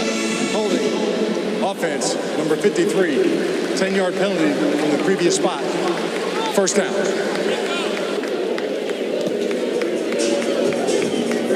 It doesn't matter as they're going to get a hold on Cameron Vaughn, the left tackle. But try to run a QB counter. You see a pair of bowling linemen. Stokes sniffed that out instantly. Contained that in the backfield and get the holding call to back him up 10. Both of Bethune-Cookman's quarterbacks in this game and winding college journeys. His third college stop here for Ransom. Facing pressure here, escapes somehow, able to get into the flat to Bazile, who's brought down outside the hashes. Bazile getting involved in the receiving game. Todd Orlando likes to bring a lot of exotic blitzes. That was one of them there. Jalen Stokes coming from his safety spot, completely unblocked, but good job by Ransom to feel that pressure at the last second. Top of the screen, 21 and green, just coming in unblocked. And then Ransom just barely tucks out of the way just in time to make that a positive play. Last year was the first significant action for Jalen Stokes. Only played in 5 games in 2022. But last year, 61 tackles and 2 picks to go with it. Under 8 minutes to go, third quarter. Play action. Deep across the middle. Nice route. And the catch made at midfield. That's Lorenzo Jenkins, the Pitt transfer, a former walk-on there. Didn't play for a pair of seasons, transferred into Bethune, and a nice catch on the post route. Yeah, a good route, just finding the soft spot in the zone. Bulls playing cover 2 and finds that spot between the safeties. Ransom hits him accurately.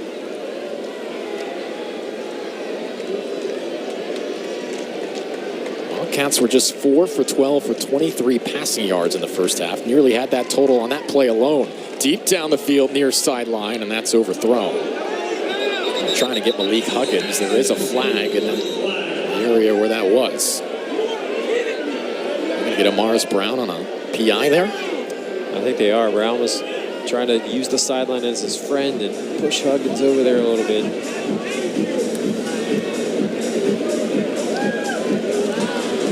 There is no defensive pass interference. The ball was uncatchable. Yeah, it was about 5 yards overthrown, and that is what they reference. Well over the head. Brown was trying to scoot up towards the sideline, but when it's that far over the head, it doesn't matter. Uncatchable. Brown on the Senior Bowl watch list to start the season. It's here for the Wildcats. Driving. Counter. Big hit. Right around the middle. Courtney Reese taking a lick that time. Third down. Now, Reese made headlines a couple years ago when he was at UNLV. Had a huge game at Notre Dame. His first career start. This was 2022. All he did was rush for 142 yards on 11 carries. That included a 74-yard run. That game in South Bend, he had more yardage than his first 3 years combined at UNLV. That's given him a boost now that he looks to finish his career in style here at Bethune-Cookman. Third down and 10. Difficult throw down the sideline. It's well out of play once more. Well, after giving up that long pass play against the zone, the Bulls have switched to man coverage now, and they're locking it down in the back end. Not much room, no separation, not a lot of space to put that ball.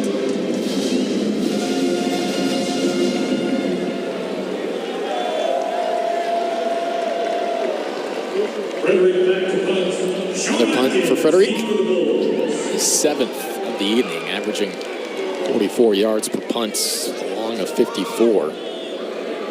Atkins, 4 returns for 60 yards. Rugby-style kick here, end over end. Fair catch called late. I don't know if that touched a USF player. There is a flag thrown. Maybe a kick-catch interference. I came pretty close to hitting Josh Hardiman. Kick-catch interference. Kicking team, number 33. 15-yard penalty from the end of the kick. First down. Media. You have to give the returner a yard in front of him to make that catch, and clearly did not. And Jaden Bibbins with that. Too close to Atkins. Cost Bethune there. So we go to break. USF still well in control, 34-3 here in the third.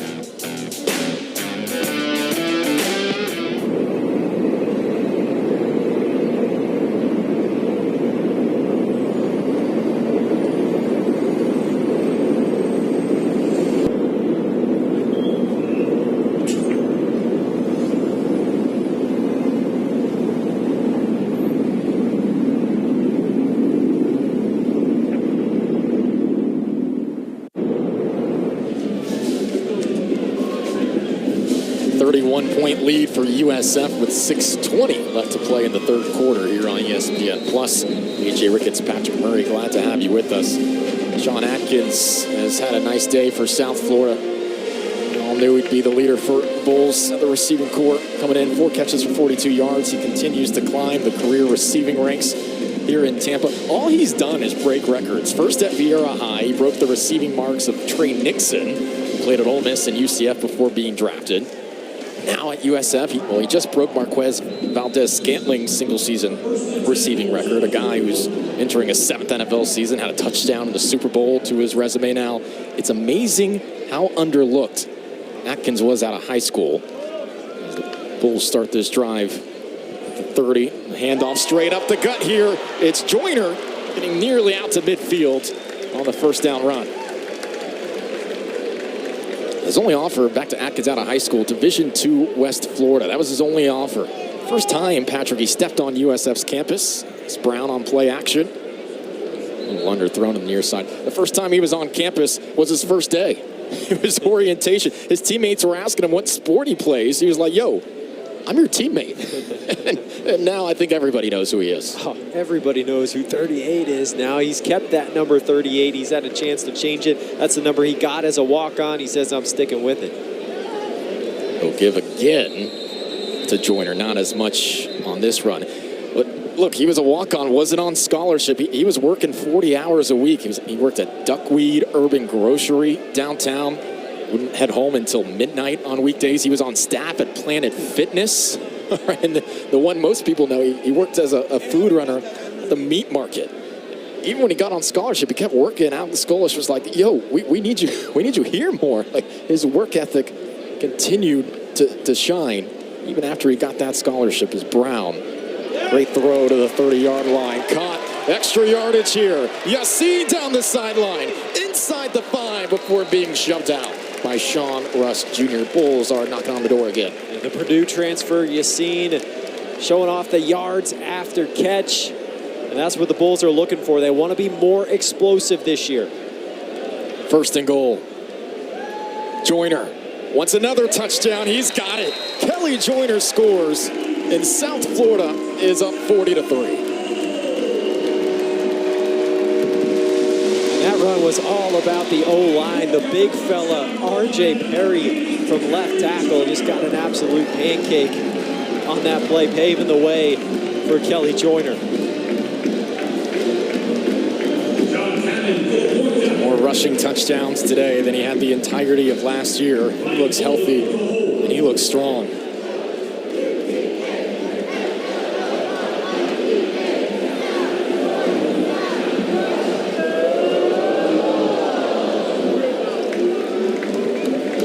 Out for the PAT this time. He knocks it through on his first attempt as a Bull, as a PAT. So you see with the big grab, and then Joyner punches it in from there. Byron Aaron Brown going to the air to his new favorite target, Abdur Rahman Yassin, breaking some tackles and setting things up for the Bulls to play bully ball. The big fella's paving the way for Kelly Joyner to get in the end zone.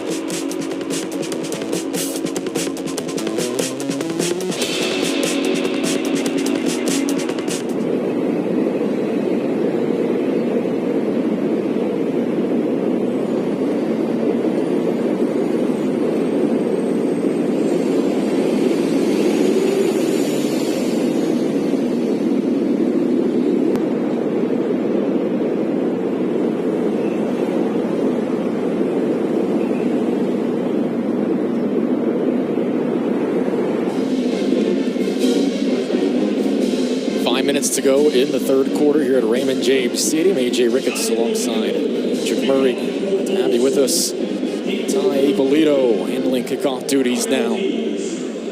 South Florida having this one well in hand at the moment.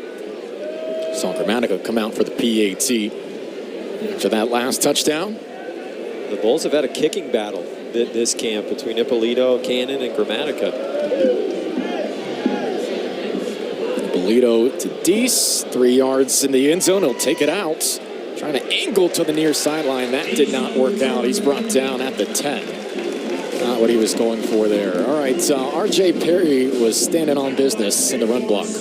Last touchdown. Yeah, take another look at the top of the screen. 70 in green, the left tackle. He's going to pull around and then get on his man and just drive him back for about 4 or 5 yards. And then Weston Wolf helps push Kelly Joyner into the end zone. Nice job by the big fellas up front. USF getting in the end zone there. Smash mouth football. That is the kind of identity you want to build your run game around. A bit more difficult in the upcoming weeks for USF to see sequences like that. This is a good start here today. Very experienced offensive line. They returned 4 out of 5 starters, and R.J. Perry, a former high school basketball standout, looking pretty strong along the left side. And Perry is the one guy that was not a full-time starter last year. This is their first. This will be 30 seconds. But Perry still played a bunch. I mean, he played 631 snaps at 4 different spots last year on the O-line and getting a chance to start at left tackle this year. Kelly Joyner had that last touchdown. Second on the day. It was interesting hearing him speak before the start of the season. He was asked what his goals were heading in. He right away said, hey, playing in all 13 games. Just playing. Being in every game, the whole regular season in the bowl game, that would mean everything to me. So there were times when I thought I had done too much here at USF. Like all I expected to do. I said, staying healthy, give me an opportunity to go out like I won. It's been a challenge. We referenced the broken foot, the broken leg, the turf toe. I just turned 25. I said I could have left USF, gone on to the next step. I said this team has unfinished business. We want to be the best offense in the nation.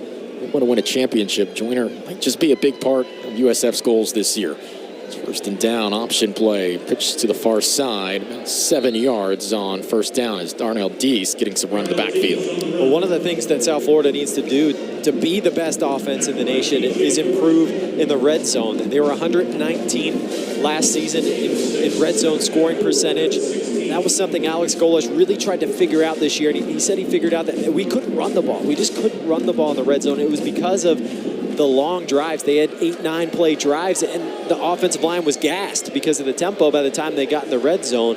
And so his solution was, hey, we got to be more explosive earlier in drives, so we're having 5 and 6 play drives instead.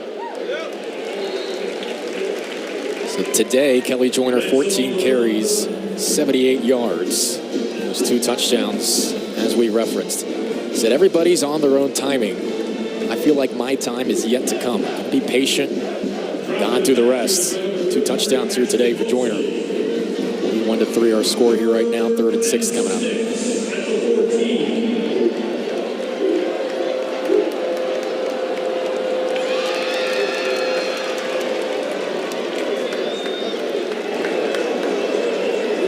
Running on 3rd and 6. That's a nice run for Ransom. Decided to keep it that time. They've run that option, speed option, 3 times now. It's the first time that Ransom's kept it. It works out well. Finally found a hole there and able to pick up a first down. Ransom has got that size at 220 pounds to be able to lower the shoulder and finish runs hard.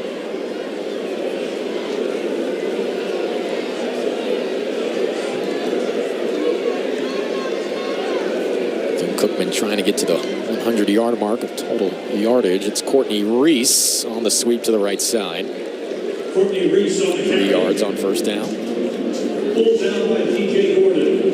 looks like South Florida's starting to get a little bit deeper into the depth chart on defense. Get some playing time for some of the younger guys. Phil Cookman trying to put together a drive here to get in the end zone one time.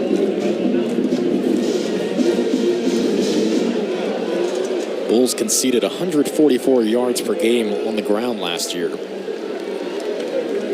39 so far today. Ransom, dangerous pass, it's picked off. Going the other way, inside the red zone. South Florida with their second interception of the game. It's DeMarco Augustin with the pick. For the Bulls in business again. Augustin got the pick, but Ben Knox made that play to start. He was draped all over the Bethune-Cookman receiver. Coming in from the left side of the screen, you'll see Knox tip that ball, and Augustin is right there in the right spot to come up with it. Good concentration by Augustin to see that, make the pick, and set up the Bulls with another fantastic field position drive. You could sense the sense of urgency this defensive staff had at adding key playmakers in the defensive backfield heading into this season. And even though Augustin isn't a power forward transfer, Alex Golish talked about the experience he has, 117 tackles last year. As this is back of the end zone on first down, it's a touchdown. Wasting no time after the turnover, Michael Brown-Stevens, the touchdown, and it comes from Bryce Archie on his first throw of the game. Or Schuler. No, it was Brown-Stevens. Bryce Archie, the Coastal Carolina transfer, was the backup quarterback last year for Byron Brown. It's an opportunity to come in the game here. They fake the screen to the right, and they release Brown-Stevens up the field. Makes the catch, and they're going to review this one to make sure he was in bounds. The right foot, that's going to... I thought the left one might have bit in as he brought it in. The right foot was clearly out, so we're going to have to see if the left one was still down as he secured the catch. Well, we know it wasn't Schuler. He had the interception earlier today. Brown-Stevens, the Minnesota transfer, he's been healthy all camp. 2-year starter and captain at Minnesota. He's been heavily involved in the offense today. Nice throw there from Archie. Let's see where he brings this one in.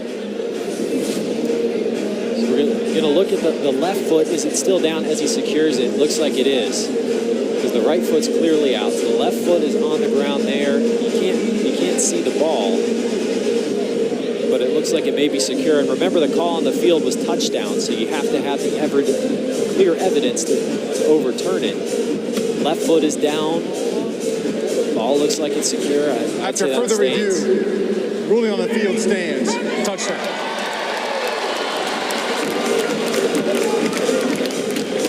So Bryce Archie, who's also a pitcher on the baseball team, had 13 appearances and 3 starts this past season. Showing a nice arm right there on his first pass of the season. Archie can throw mid-90s on the mound. He's got some velo and showing it off there on the football field, too.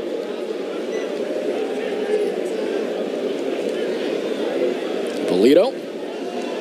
Good on the PAT to make it 48-3. First touchdown pass in the college football career for Bryce Archie. And that one's set up by the defense. I mean, it's been a fantastic night for the Bulls defense. Ben Knox getting the tip and Augustin with the interception. Fantastic field position for the South Florida offense. Once again, they capitalized. 2:19 to go, third quarter. It's all going right at the moment here for USF. Only home game in their first 3 matchups to start the season. Tuscaloosa next time out, Hattiesburg after that before the big home matchup with Miami. And don't forget the first 2 games of American play. They're maybe the 2 toughest on the schedule. As well, we went over the projected standings here a little earlier. I mean, at Tulane and at home against Memphis. Not wasting any time getting into the thick of it in the American. Yeah, those are going to be 2 extremely important games for the Bulls in deciding where they wind up at the end of the year and in contention for the American Conference Championship. Touchback. First and 10 at the 25. Tulane, of course, lost in the conference championship game last year, won it the year before, so the Bulls get them for their first conference game of the year. Then they get the bye week and then Memphis, and those first 6 games, that's a tough stretch. Playing Bama, Miami, Tulane, and Memphis, big-time football early on for the Bulls. Advantageous that they don't have to play UTSA, who's 27-4 in conference play since Jeff Traylor arrived in San Antonio. Tulane's had a pretty high standard. John Summerall looking to keep that going. Got off to a fantastic start on Thursday in a shutout win. UTSA has the easiest schedule of the 4 contenders. They only play Memphis at home. They don't have to play Tulane. They don't have to play USF. And then Memphis has got the toughest. They've got to go on the road to USF, on the road to Tulane, and on the road to UTSA. So while Memphis is the favorite in the conference, they've got the toughest schedule in terms of having to play the other 3 contenders on the road. I mean, it's not an exaggeration. There's been conversation around the country of South Florida as a dark horse playoff contender. Just based on the opportunities they have, particularly with their schedules. 2nd and 8, Ransom tried to check it down. It's off the fingertips there. And 3rd down and medium here. You saw last year against Alabama how competitive that was. Granted, Crimson Tide were still figuring things out. That was kind of a wacky game. 2 opportunities to really make a statement, and then, of course, you win the American. I don't know. I saw Andy Staples' projection. He's got Boise State as the representative. Really is high on South Florida, and he's not the only one who has that mindset. And with the new playoff, the 5 highest-ranked conference champions are guaranteed a spot in the playoff. 3rd and 8, Ransom. He flushed out of the pocket here, throwing on the run. Put it on the numbers there. That's going to be complete. Nice grab, Lorenzo Jenkins. Another reception. I'll move the chains. What a throw by Ransom, and nice work in the scramble drill. As a receiver, when you see your quarterback break the pocket, you got to come back to him. Try to get away from your defender and come back to the quarterback. Show him your numbers. Jenkins does that, and Ransom hits him.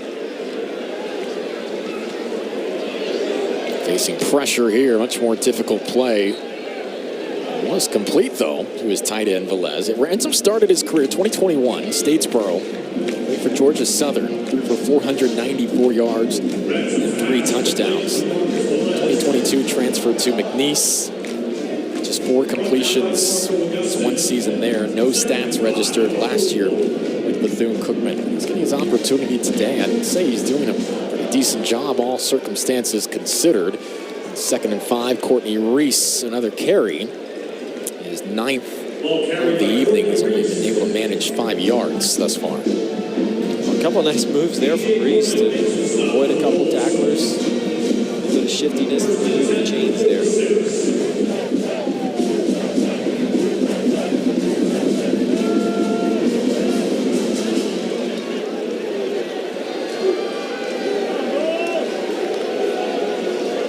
Play fake from Ransom.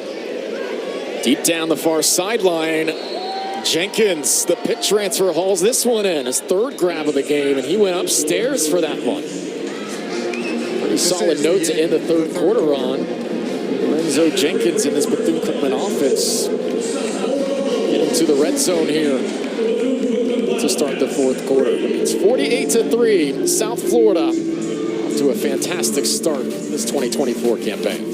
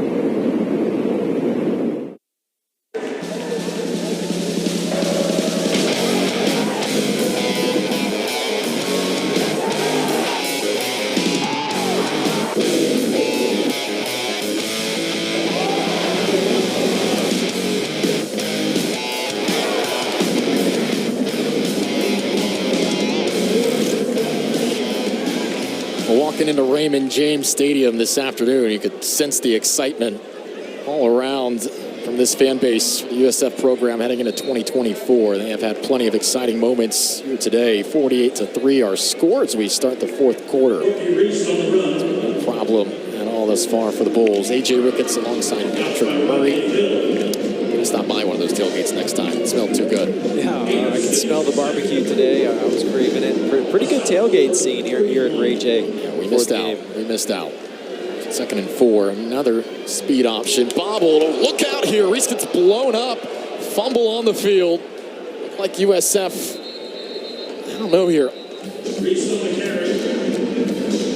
Who got on top of that first? I think Bethune-Cookman will keep it. Pitch nearly led to disaster there. Oh, what a hit by Brent Austin. Look for 20 at left side of the screen, 20 in green. He's going to come flying in and boom, deliver the hit right to the chest. But that's actually Lee, 28. I thought it was 20. It was 28. Jarvis Lee lowering the shoulder there and making sure that Reese couldn't secure that pitch. Primarily a special teams player last year. He keeps delivering hits like that. Keep working his way up the depth chart. 3rd and 9 off the play action. They're going deep down the near sideline. Nobody there. A miscommunication with Jenkins, who turned back and shrugged. He's like, that's not where I was going. And Jenkins cut that route short. Ransom's like, come on. We have the deep ball there. 4th and 9 for this Cookman program. Trying to get things straightened out under Coach Raymond Woody Jr. They went 4-18 the 2 seasons before he arrived. And Terry Sims, who was the head coach for 7 years, did have 4 winning seasons, the best being a 9-2 campaign in 2015. MEAC champions. It's been conference success, a history with Tim Cookman, trying to get back to that standard. It's been difficult in the SWAC. There's this one into the end zone on the punts. 13:35 to go. South Florida football. When we return from Tampa, Bryce Archie, USF offense, back on the field after the break.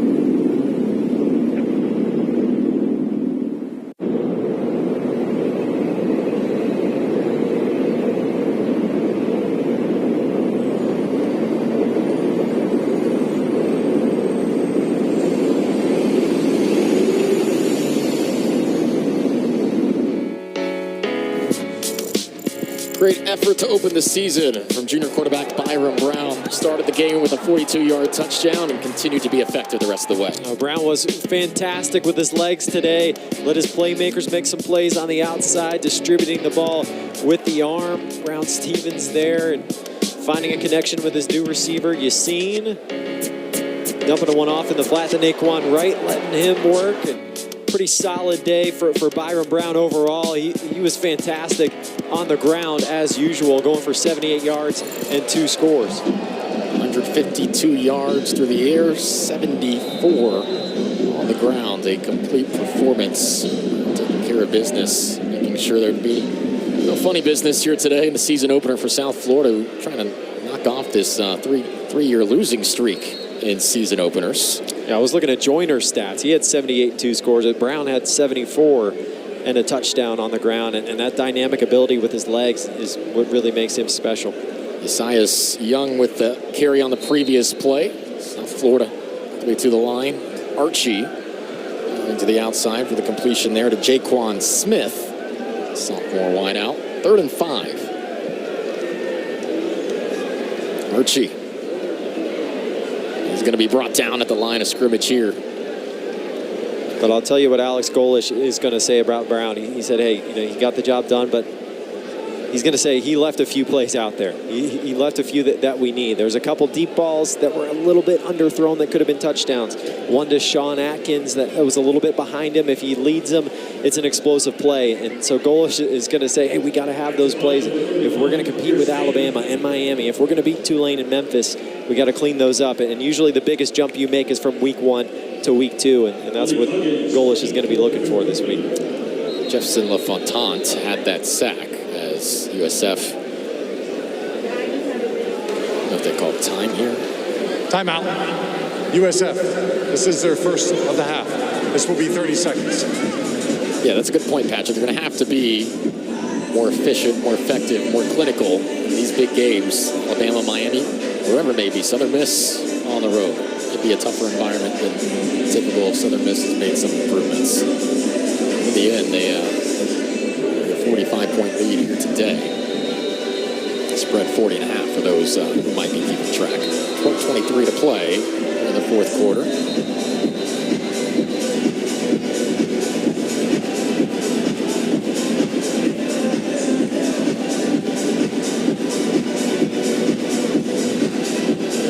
Enjoyed talking to Byron Brown in the lead up to this game. As a track and field guy, I was asking him about the javelin. He credited the javelin for a lot of his arm strength, his technique, correlation to throwing deep balls as well, cross between sports. When he also told us the spare catch is caught the middle distance runner too. We'll get to that in a second. Let's take a look at the 12-team college football playoff, how this all works out. Of course, the 5 highest ranked conference champions, they won't get those top 5 spots. Then it goes to the next 7 highest ranked teams. That's determined by the College Football Playoff Committee. The 4 highest conference champions receive first round byes. The 5th highest conference champion, they're going to play in that first round. First round will be December 20th and 21st, hosted by schools seeded 5 through 8. Keep your traditional New Year's 6 bowl sites as well. The championship will be January 20th in Atlanta, and this has been something that's been clamored for so long. What are your impressions of how it ended up being settled out in the end with the format? I think 12 teams is great. I love the 4 conference champions getting a bye. I love the 5th conference champion getting automatically in. But the thing I'm most looking forward to is the first round games on campus. Oh, yeah. Could you imagine Neyland Stadium or Kyle Field or the Big House in a playoff game? That's never happened before, and we're going to get a chance to see something like that this year, and that's going to be so much fun. I know you would love to see Neyland Stadium rocking in there. Oh, man, there is... I've been to the World Series. I've been to the NBA Finals. I've been to the Stanley Cup Final. Yeah. None of those atmospheres match what you see at Neyland Stadium for a big game. It'll be a sight to behold, those first-round playoff spots. New quarterback into the game from the Thune-Cookman as well. Luke Sprague making his season debut. A couple handoffs to Terry Lindsey, the third-string running back here. Sprague, 5 games last season, 4 touchdowns, 2 picks, threw for 544 yards. The redshirt senior, 3rd quarterback into the game for the Thune-Cookman. Terry Lindsey, a redshirt senior for Fort Myers, the 4th leading rusher last year on 65 yards total. 3rd and 1. To the near side, trying to get that yard, falling forward. I think he got it. That's Cross Patton, Oregon transfer. Also spent some time at Nevada. Patton, the 4th running back to get in this game. Used to be referenced as the son of Big Boy, Outcasts. All those very well familiar with Outcasts and their hit singles through the years. Last year in Nevada, 5 games, 13 carries for 34 yards for Patton. Didn't get that yard. And with the sneak here, some help from his tailbacks, it's going to be close. I don't think he got it, but we're going to have to see where the spot is.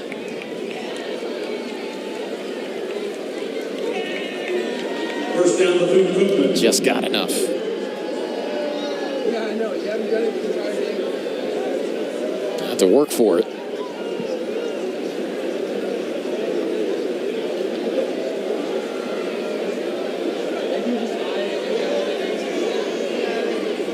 Sprague's best game last season, probably against Savannah State in September. He did throw over 223 yards and a pair of touchdowns. Tackle in the backfield. The pursuit there from Jalen Stokes.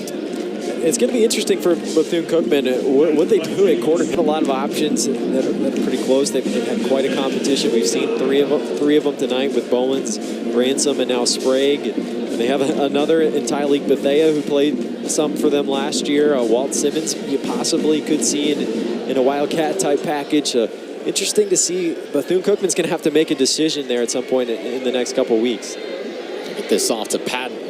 Stokes' helmet comes flying off. Any gain, if any. Stokes has been active here defensively on this possession. I mean, you look at the quarterbacks last year for Bethune-Cookman. Walter Simmons played in 9 games. Sprague had 5. Tyleek Bethea played in 6 for 369 yards. Stokes' helmet flying off there. I don't think they want to have that kind of rotation again. 3, 4 quarterbacks. Micah Bowens had the start here today, but did not complete a pass. Cam Ransom looks like a much more formidable option, at least here today. Yeah, Ransom has looked the best so far. We haven't gotten a chance to see much of Sprague just yet. Nothing doing there for Patton. Pursuit from the interior. That time, Braden Chisholm, West Palm Beach native. Bring up 4th down.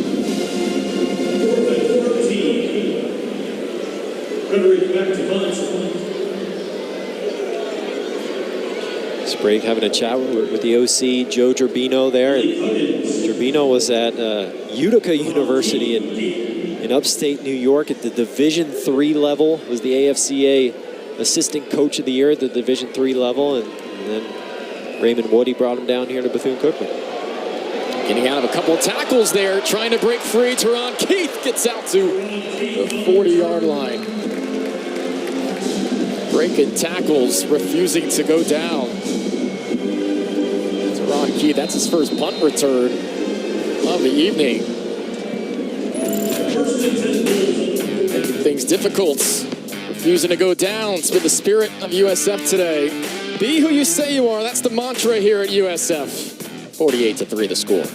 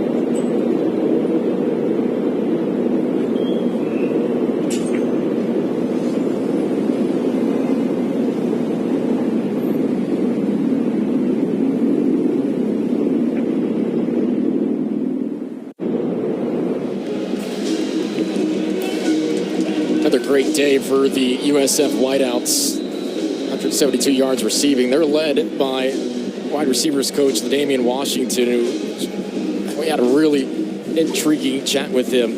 LaDamian Washington, the former Mizzou standout, he had 10 touchdowns in their 2013 Cotton Bowl season where they finished the season ranked 5th. What stood out to me in our conversation with him, Coach, he was back in Columbia. His first ever coaching stop was at West Middle School in Columbia, Missouri. He was speaking to a class at Mizzou. His friend said, hey, the West Middle principal works out at our gym. They need a volunteer coach. You'd be perfect. LaDamian said, absolutely not.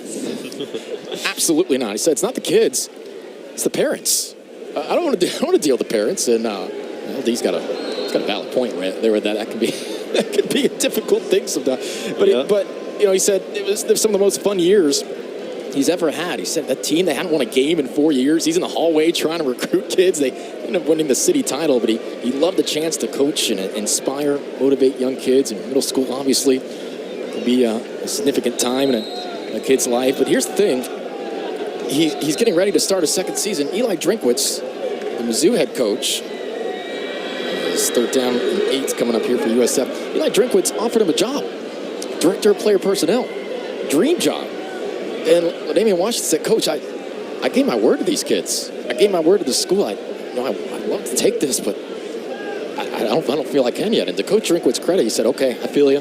Just hang around the program, be around our guys too. And come January, he offered him the job again, and that started his collegiate career. But it stood out to me. You got a dream job at your alma mater being offered, but he stayed loyal to West Middle and those kids. Yeah, LaDamian Washington, a man of great character, finishing out that season with his middle school kids before moving on to Mizzou. Archie under pressure. Sacked it for the 2nd time. A pair of drives. Greaves getting in the backfield. Another sack here for this Bethune defense. Now, Greaves has made a couple plays today, and the one thing you got to say about this Bethune D line is they're relentless. They're bringing the effort, and you saw it there from Greaves. Here's Steve back to Hunt. Malik Huggins, 8-4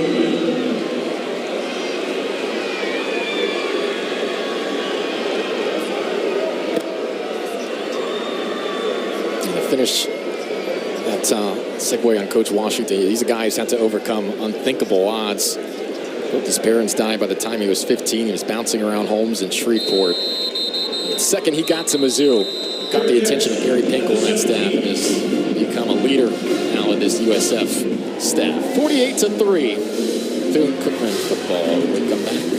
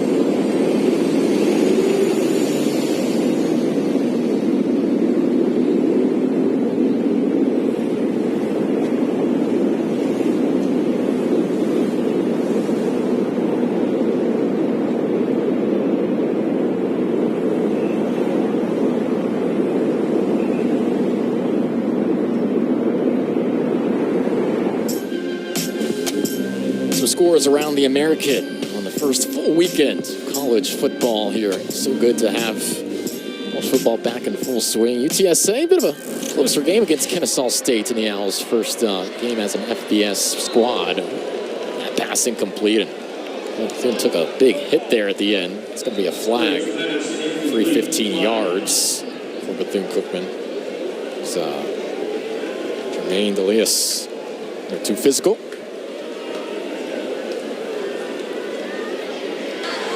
Dead ball, personal foul, late hit, defense, number 26, 15-yard first down. Just coming in too late there, Delius. The ball is well away from him. He's got to slow up there and recognize it. There's no play to be made. It's called for the late hit. Learning opportunity there.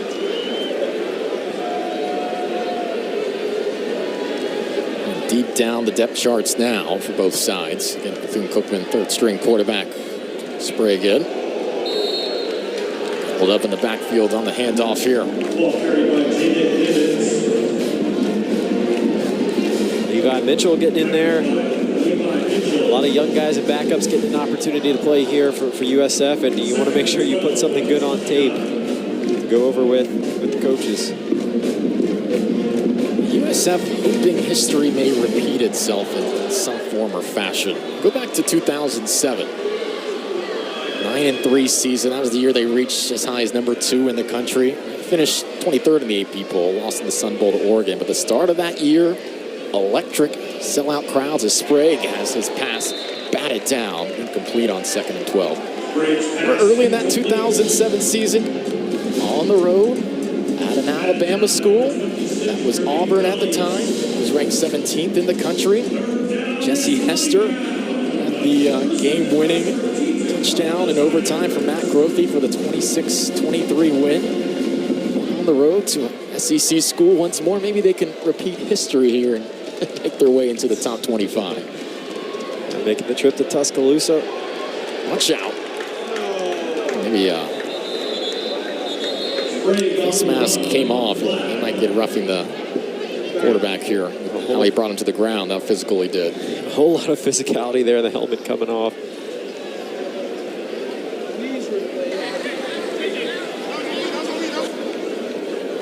Sprague was laughing that one off after.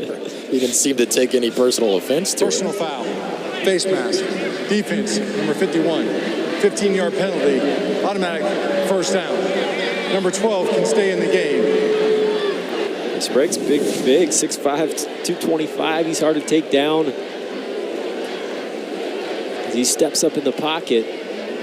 First he gets, just yanking the face mask right around.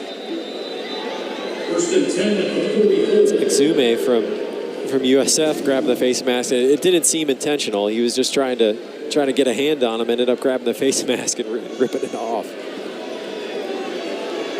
Of course, usually when helmet comes off to exit the game, and with that being from a defensive player, Sprague able to continue. Get her hand off here. If it's forcibly removed, then you can stay in the game. It's not his fault. If you take it off yourself, you can't.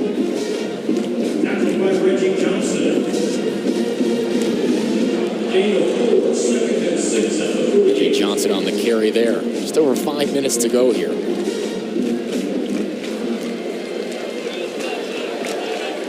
Sprague on the tunnel screen. Nice play. And Lorenzo Jenkins, who's had a nice game, he's another catch to his tally. Leads all Bethune-Cookman receivers with 4 catches for over 50 yards now. In all seriousness, though, Patrick, next week, Tuscaloosa.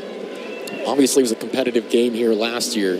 Different situations now for both teams. What do you make of the matchup against Bama next week in the second time in 2 years? Well, this secondary is going to have to be ready for USF. I mean, they're excited about the transfers. They brought in a couple SEC guys, Rucker and Banks from Tennessee and South Carolina. Throw to the far side there. That's complete. So Malik Huggins, the Gardner-Webb transfer, his first catch tonight. I mean, today against Western Kentucky, Jalen Milroe went 7 of 9. For over 200 yards. He averaged 22 yards a completion. It's all right. Yeah, pretty good. Nice body control there by Huggins to get the feet in bounds and secure that catch. But with the new offense there and Kalen DeBoer coming over from Washington. Bama's going to throw it deep, and the USF secondary is going to have to be ready to lock it down. Dump off pass into the flat net. It's a positive gain there. Angie, third tight end we've seen make a grab here today.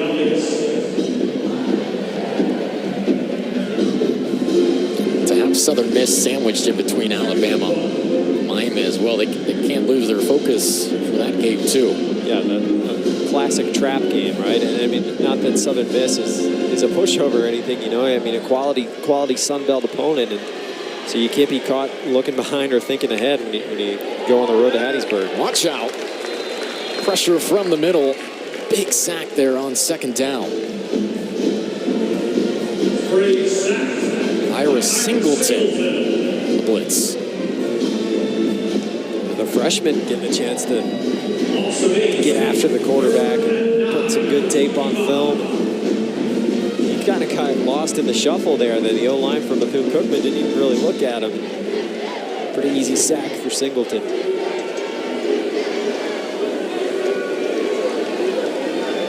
Cats on the edge of field goal range for Kate Hector. Had a nice 48-yard field goal earlier. Jenkins, another grab. That's his fifth. Just a couple of yards on the play. Nifty little play by Sprague there to get that out. It was Singleton again putting the pressure on him. Coming in off the edge. And Sprague navigated the pocket and gave a little flip to Jenkins. Unorthodox, but he got it out. Nice job to step up in the pocket. Find a way to get it to Jenkins. Sprague's 5 of 7, 37 yards. Offense stays on the field. Wildcats need 5 yards. Sprague to pass, pressure coming. Oh, that tunnel screen that time just a little too high. Might have had a first down there. Kobe Stewart, the intended target, just a bit too high. Perfect setup with the completion. Well, Todd Orlando is not easing off with the pressure. He wants his young guys to get a chance to run the real defense, and he's bringing some pressures, and they're getting after the quarterback here. We heard as president of athletics, Kelly, during the halftime break, talk about the momentum right now here at South Florida. Everybody who's a USF supporter cannot wait for this to come to fruition.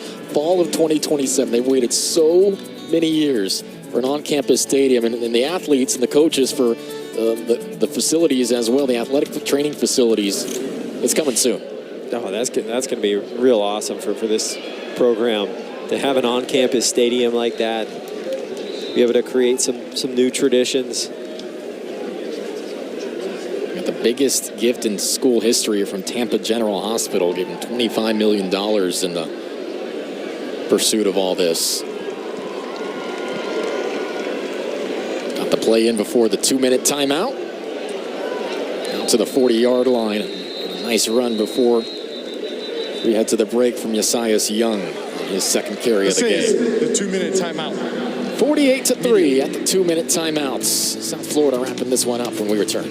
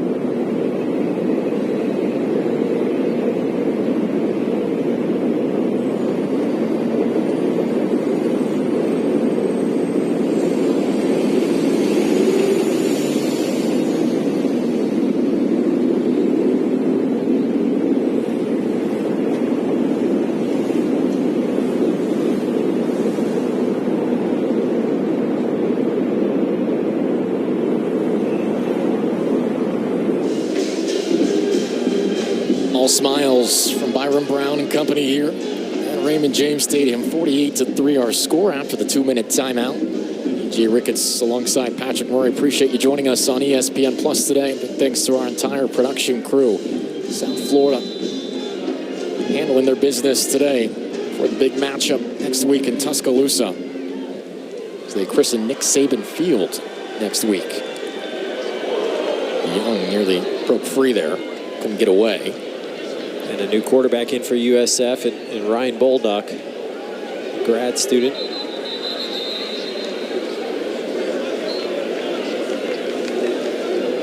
The Bryce Archie finishes 2 for 3 with 20 yards on the day.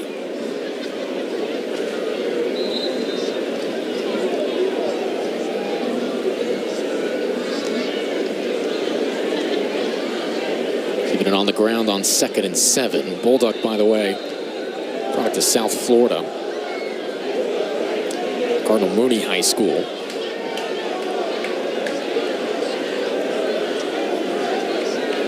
Usually the holder for John Cannon. Getting some time here at the end of this game. 3rd and 4 coming up.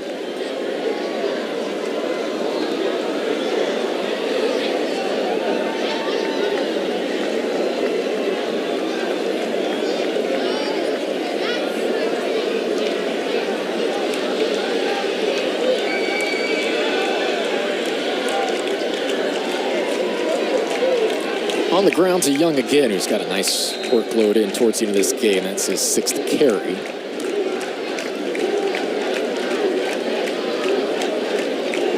Just a yard to go. 9-second differential between the two clocks there. So South Florida is going to have to run a play here. Do they go for it? Try and run out the clock. Not a perfect day for South Florida. You mentioned the couple of inaccuracies from Byron Brown, but I think on the whole, very respectable start here, and they did what they needed to do. Sure, you got to be happy with it if you're South Florida. You took care of business. I mean, 48-3, can't ask for much more, but Alex Golesh, we're talking about the winner's mentality. You're always going to look for ways to improve. Timeout, USF. So we're talking about the matchup coming up against Alabama, of course, going through the most talked about coaching transition in college football. Nick Saban to Kalen DeBoer, who will look to replicate his Washington success in Tuscaloosa. Man, never easy to be the guy to follow a legend like Nick Saban. Plenty of turnover across college football. It's going to be fun to watch Manny Diaz at Duke. Mike Elko, what intrigues you in terms of this offseason carousel? Oh, man, it's been interesting. I think Mike Elko at Texas A&M is probably the most interesting one because all the talent that the Aggies have, all the resources that they have, they're sort of a sleeping giant and a huge game with Notre Dame that they're in right now. And then, of course, the Bulls going to Tuscaloosa next week and Kalen DeBoer. And how does he do following Nick Saban and all the success and all the national championships? And that'll be a huge one for the Bulls next week. On 4th and 1. Young secures the first down. Mathematical from here. We'll spot the ball, the clock will run out. South Florida, a fantastic start here at home in Tampa to begin their 2024 campaign.